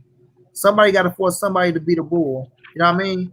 You can have a beautiful ass chess match in there, but to me, I feel like somebody got to force. Like if you got two good ass matadors, one matador will have to force the other one to be a bull and start coming forward and doing some shit that he don't like to do. You know what I mean? And whoever can get that one out of his game plan, I feel like can be the better fighter. You know, so I think I lean towards Devin in that fight. But it's a good ass fight. It's a good ass fight. Mhm. Now let's talk about this, y'all. We can get the hell up out of here. Let's do Deontay this. Wilder came out and talked about the situation going on with him and Tyson Fury. Tyson Fury trying to get out of the third fight. You know what I mean? I feel like Tyson Fury is a cheater. You know what I'm saying? That's just me. I feel like he's a cheater. I feel like him and them gloves. This is a way different situation from Gervonta Davis because we have actual proof. We actually see this shit going on with Tyson Fury. We actually see the glove flopping off the hand that we never seen. We actually see now the fucking knuckles coming out the gloves in the second fight. And now we actually see the person who was taking the fucking damage from this guy come out and say that he cheated in the first fight, he cheated in the second fight. He felt like he had something in his fucking glove the size of an egg weight that put a dent in the side of his fucking head. And Tyson Fury trying to get out the third fight now. Like now you want to get out of the third fight. Like Wilder really didn't want it. Like I could tell Wilder he was putting all this shit together. And to me, I feel like he wanted to let their ass know that we know what the fuck was going on in those camps. Now we go watch everything with your slick ass. We go clean your ass up. And in the third fight, you have to prove to me that you can beat me. And I feel like Tyson Fury don't know. I think he feel like he know he can't beat Deontay Wilder without cheating. And that's just me. He knows he can't beat Wilder without cheating. And he know in his third fight, he's going to get his ass cleaned up.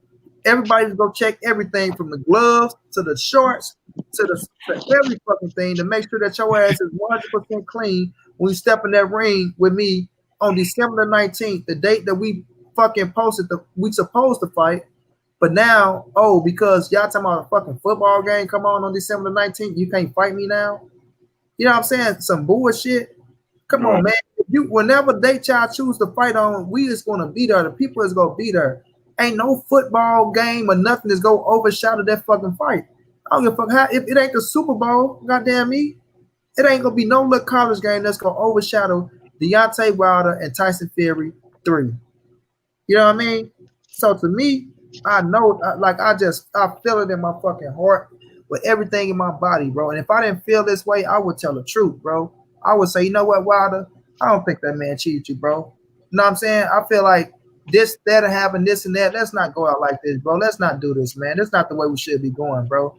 This not the way we should be going. I feel like that man really cheated Deontay Wilder, bro. He definitely cheated. Yeah, bro. I really feel like this shit, and I can just tell in his ways, man. I can tell in his ways, the way he react to shit, the way he talk. Now you don't want the third fight because of what? Like, come on, bro. Miss me with the bullshit, dog. And Wilder, like he said, we gonna wait, but he said we going to court. So I don't think it's fair to be no fights going on with Tyson Fury and Anthony Joshua without Wilder getting his third fight. Right. He came out, and that's what I wanted to hear. See, I didn't hear that at first. I didn't hear when he said we better get ready because we going to court. Hell yeah, he did, Ash. Hell yeah, he did. You know what I'm saying? So Wilder, you know, as Golden Boy call him, Big Country, they going to court. You know what I'm saying? If you try to run away from this motherfucking fight, or if you try to sit up and do some shit to try to get away from all this shit, nah, it ain't gonna happen, bro. You know what I'm saying? I feel like this man is a pure cheater, bro. I've been felt that way. Now, even Klitschko came out and tweeted that he was a cheater. Even Klitschko came out October, what was that? The 31st? The 31st when Klitschko came out and said that shit? That said this man has always been a cheater. Now he's running again. Our pussy got a rematch. He never gave it to me, but we found out that his ass cheated. And I used to be a fan of Tyson Fury. I really used to like Tyson Fury, bro. I really used to like him. Rooted for him against Klitschko. Was happy he won the world title. Wanted him to get back on this shit. You dig what I mean? But now, man, I have no respect for him, bro. I have no respect for him. Even with the bullshit, the boar. Oh, me and my fucking nephew was eating boar meat, and both of us test positive for the same shit because we was eating boar meat. They ain't have boars in England since motherfucking 1433 and King Henry VIII days. That was the last boar that fucked King Henry VIII up. Now all of a sudden, y'all got fucking boars in the UK again. And even a foreman came out and said that they was on steroids, that they fucking lying. They didn't even pay him at first to stay quiet, but now all of a sudden he don't want to go to court no more. Right. That fucking brown paper bag came through the mail, or that motherfucking mob boss over there from Ireland went and threatened his motherfucking ass and told him, if you go to court and say anything about Tyson Fury eating that boar meat, you gonna lose every limb that your ass possess. You know what I mean? And they put fear in that little former man's heart, and he don't want to do it no more. Right. You know, so at the end of the day, man, my perspective gonna be my perspective. I feel like Tyson Fury is one of the biggest cheaters in boxing. You know, you got people out here going crazy, getting pissed off, calling Deontay Wilder this, that, and the third. I don't give a fuck what you call him. He's standing on his word, and he believe in what he's saying. He say he got the proof. He got the doctors. I don't think nobody will come out and talk that confident without having real proof behind him, bro. Right. So I'm sticking with the. So he taking the punches. Because if he didn't have proof, he can get a lawsuit filed on his ass. Defamation of character. Defamation of character, bro. That is a serious accusation to be putting on somebody. That is a real case to be putting on somebody. For real, Act 1433, King Henry VIII. You understand me? King Henry VIII days before he killed Anne Boleyn around that motherfucker. That's when the last boar was seen over in the UK. But these motherfuckers all of a sudden found some good old boar meat that happened to have whatever testosterone or steroid that they got caught in their body. So, man, I ain't buying that shit not one bit. I ain't buying it. He's a cheater. I'm riding with the champ. Let's go to court, champ. Let's present this evidence and let's shut these motherfuckers up. I'm gonna say this and I'm gonna head on up out of here. Yeah. I've already spoken on actually Mr. Money interviewed me about this. He actually brought me in and I had the gloves and everything and I did it. Y'all go get that view up.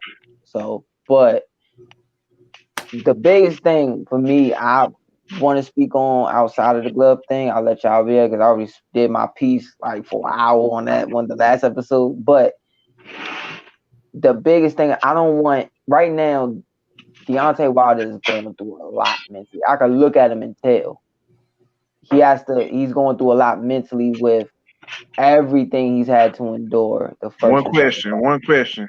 Yes, sir. Before you, what you think about Wilder just now? Do you think he waited too late to speak out about this shit?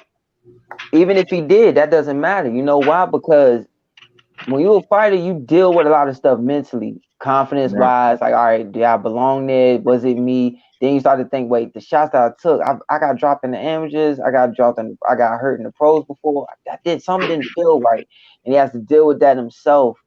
It's so either way, if he speaks out, as long as he has his ducks in a row, hey man, speak up. Say what you feel, because closed mouths don't get fed. So at least he did speak up. Who cares if it's too Yeah. late? I mean, we done seen. You saw what happened with Billy Collins and Luis Resto. That came out 30 years later. With Pryor and Arguello, that came out, I want to say, 35 years later. So it's like you have to speak up. You the one stepping in there taking these shots, nobody else. I'd rather him speak up and get proved wrong than not speak up at all, and then it may have been something that he did not open his mouth. Right. The only thing though that I don't like, but I understand why he's doing it, Cause now, go ahead. My fault. is he's now looking at everybody in his crew. Everybody. He's looking at all of them. He's just watching this person, watching this. You got to go. No, I don't want this person. He's having that thought, and I've seen it with a lot of fighters. Like some of my dad's friends when I was a kid, like this, it happens. But it's certain people that's in his camp that is not, in my opinion, bad. For like when he fired Mark Breland, when he was saying that, why did you do that? If you watch the tape, he says, why you do that? Why did you do that? And you see Mark go to him, you're taking too many shots, and some of them are purposely behind the head. He's not doing nothing about it, not having you get hurt. And now he said, huh? Now I said, why you do that? And he said, no, I'm stopping it. Too many shots in the back of the head. I'm not having it. And then you see Big Country like upset about it and saying that let me go out on my shield. That to me is his inexperience in the sport. Because nobody that knows anything about what comes with this sport can look and say that he didn't go out on his shield that night. Now, once did he try to make a silent agreement with Tyson Fury? Monty, you know what I'm talking about. We done seen fighters do it for years, make silent agreements to make it to the 12th. Now, once did he sit on that? Now, once did he grab in the clinch and try to make a silent agreement with him? Now, once did he try to find a way out? Now, once did he say, Mark, come in, whisper in his ear? None of that. You went Right. out on your shield. Now I let agree this with that. man. You look at Mark. Mark Breland is a guy who had. You ever watch old fighters, Monty? They had flashbacks. You ever seen some old fighters? They had flashbacks. They be Let me, sitting let, there let me and say they this, be boy. tripping. Let me say this, not to you. Yes, Ash. He said you can go right back on the boy. Yes, Ash is on Fred. He said you better get. He say yeah. He say I got everything, baby. So y'all better get ready and go to court. He say you better get ready because we going to court. Go ahead, go to boy. Yeah. And you ever see old fighters, even guys like myself who just been in it since 4 and 5 years old, you have flashbacks. You see certain things and they click or whatever. I'm watching Mark Breland. Go back and look at this tape. And I done talked to Saddam Ali. I done talked to all these guys. They said, you saw that? Yeah, I saw that. Mark Breland at one point in time was a killer. Like he was a bad dude.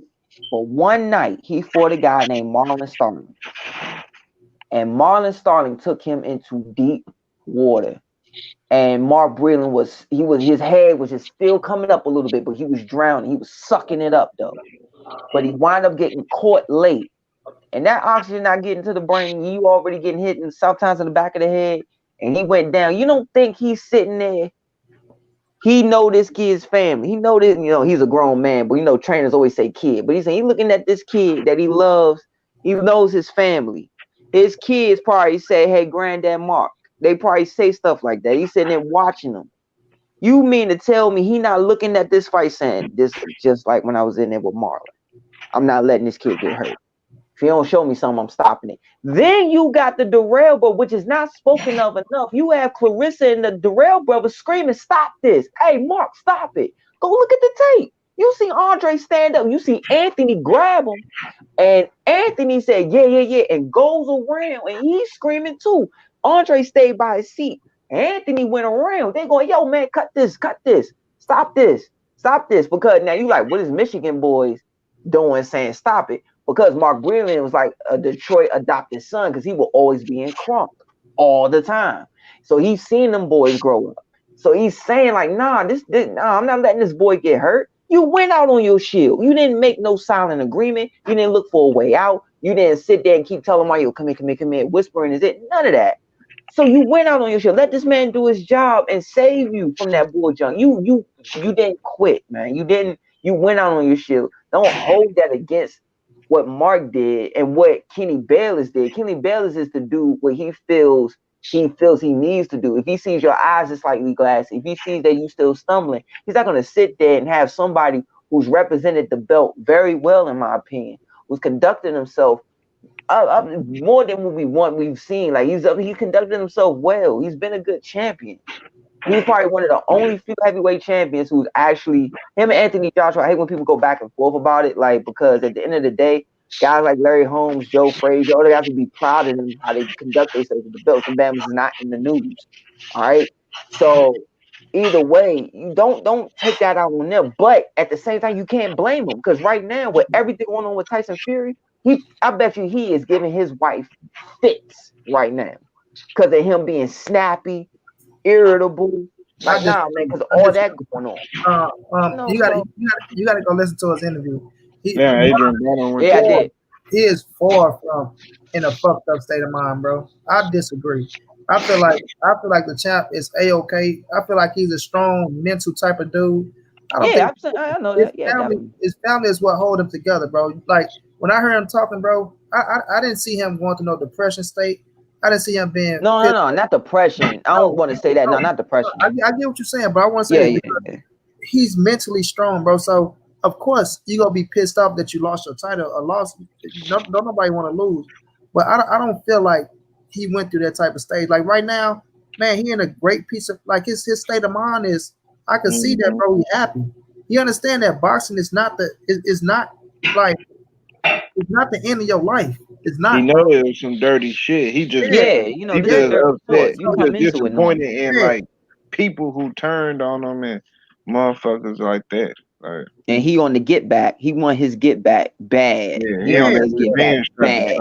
But when you out and like you being silent because you know what you do, you sitting back and you listen to all this shit. Like you say, there's a lot of motherfuckers that ain't gonna get a piece. Like ain't gonna get no piece of the champ.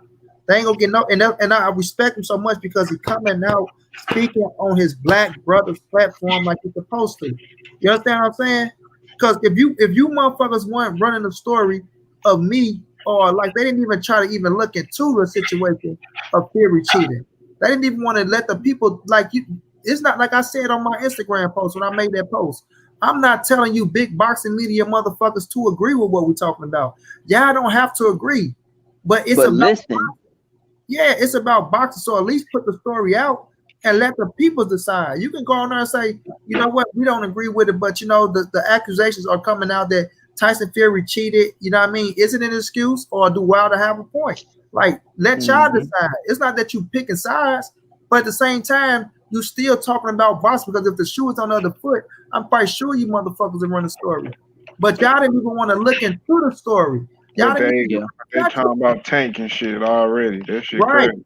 Right. Look how they running that bitch. But now when a champ come out and he do start talking about, you know what, this motherfucker did this, he did that. Don't expect no interview. So Wilder, why do you think he did? Oh, Wilder, nah, you motherfuckers ain't getting nothing. Nothing, because y'all didn't give a fuck in the beginning, so don't give a fuck now.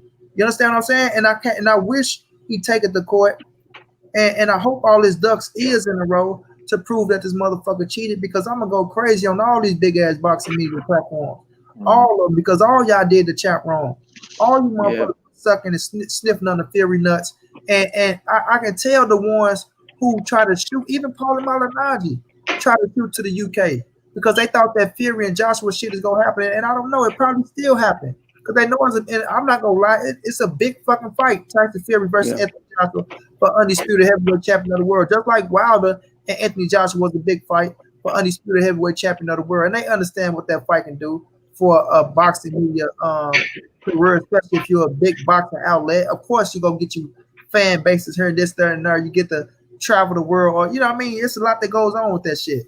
But at the end of the day, you motherfuckers ain't stood up for what's right, or didn't even give a motherfucker a chance, and y'all thought that Wilder was done and over with. A lot of motherfuckers count Wilder out, and they think that he's done and over with. No, Wilder didn't get complacent about nothing. Because I'm gonna tell y'all like this: a lot of people that say Wilder need to change this, that, and the third. No, he don't need to change shit, because if the fight was the first fight and this motherfucker didn't cheat him, then Wilder would have knocked him the fuck out. He would have knocked him the fuck out. That's how I'm feeling. If Fury was in the ring and everything was on a fair basis, where it was a fair playing field, where they was in there, everything was even, Wilder would have knocked his ass out both times. So at the end of the day, he need to have somebody from his team follow that boy all fight week. All fight week have him, right? Just like Freddie Roach did with Antonio Margarito that week. Just follow him. Yeah, there ain't no bullshit going on. The ref thing called the illegal shots. That was his job. So you know what I'm saying? Yeah. It's gonna come down to right. It's gonna come down to Wilder being like they being on point with this fight. And I think that pump Fury to Tyson Fury to know that you're gonna have somebody on your ass and you ain't gonna be able to cheat this man this time.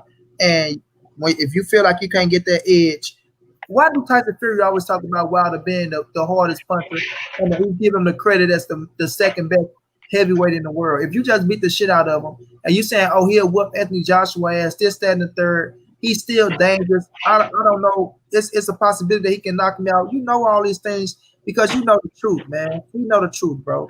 And that's just how I feel about the matter. Tyson Fury, to me, is a cheater. He lost all the respect for me, bro. I'm going to my grave calling his ass a cheater unless he come out and defend himself in court and prove that he didn't cheat. And Wilder, he debunked all the Wilder shit. You know what I'm saying? Till then, he has no respect for me, bro. He is not a champion. Deontay Wilder is still a champion in my eyes. So that's just me and how I feel, bro. It ain't gonna be nothing to change that. It's like nobody can say he ain't cheating after the videos and all the proof and shit came out. It's one thing Wilder just saying it, but we see the proof and shit. Exactly, bro. Exactly. We see the videos, and he said he got further proof. He got more shit than what we already seen. Exactly, bro. Facts. Feel me? But we've been going for 2 hours and 31 minutes, Marlo. The first live stream on my bro Marlo's channel, and we will be back for more, man. But get a ass some final words, Marlo, where they can find you at, bro. Yeah, come to the Real Marlo TV, man. Come sub to the channel if you're new. Most people in the chat, it's people who always come to the channel anyways, man. Thanks y'all for showing up, man, for my first live stream. Y'all make sure y'all sub to my nigga Money Brown TV if y'all ain't subbed already. And shit, we out. Yes, sir. Yes, sir. I appreciate everybody, man, for coming through, showing love. I don't know where Golden Boy went to. He said he had to strike out, but salute to my brother JR, the Golden Boy. Y'all follow him, man. That dude do great work, man. Great work. A great boxing man. Been around the game since a kid. I call his ass the boxing encyclopedians. His ass know a lot. Thank you so much, Ash, for coming through, showing love. Matthew Valentine's, Mert Legans. Thank you, bro. Coming with all the strong facts and opinions. Melanated Royalty. Much love. We will be back for another one, man. It's just the beginning.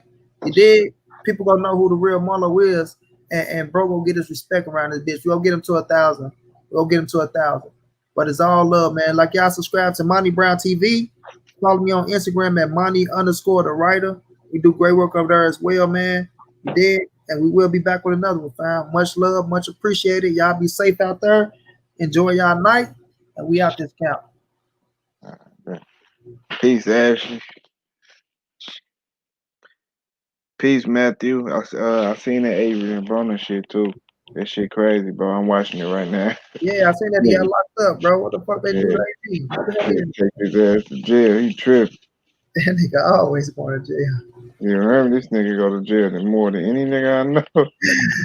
Oh, AB.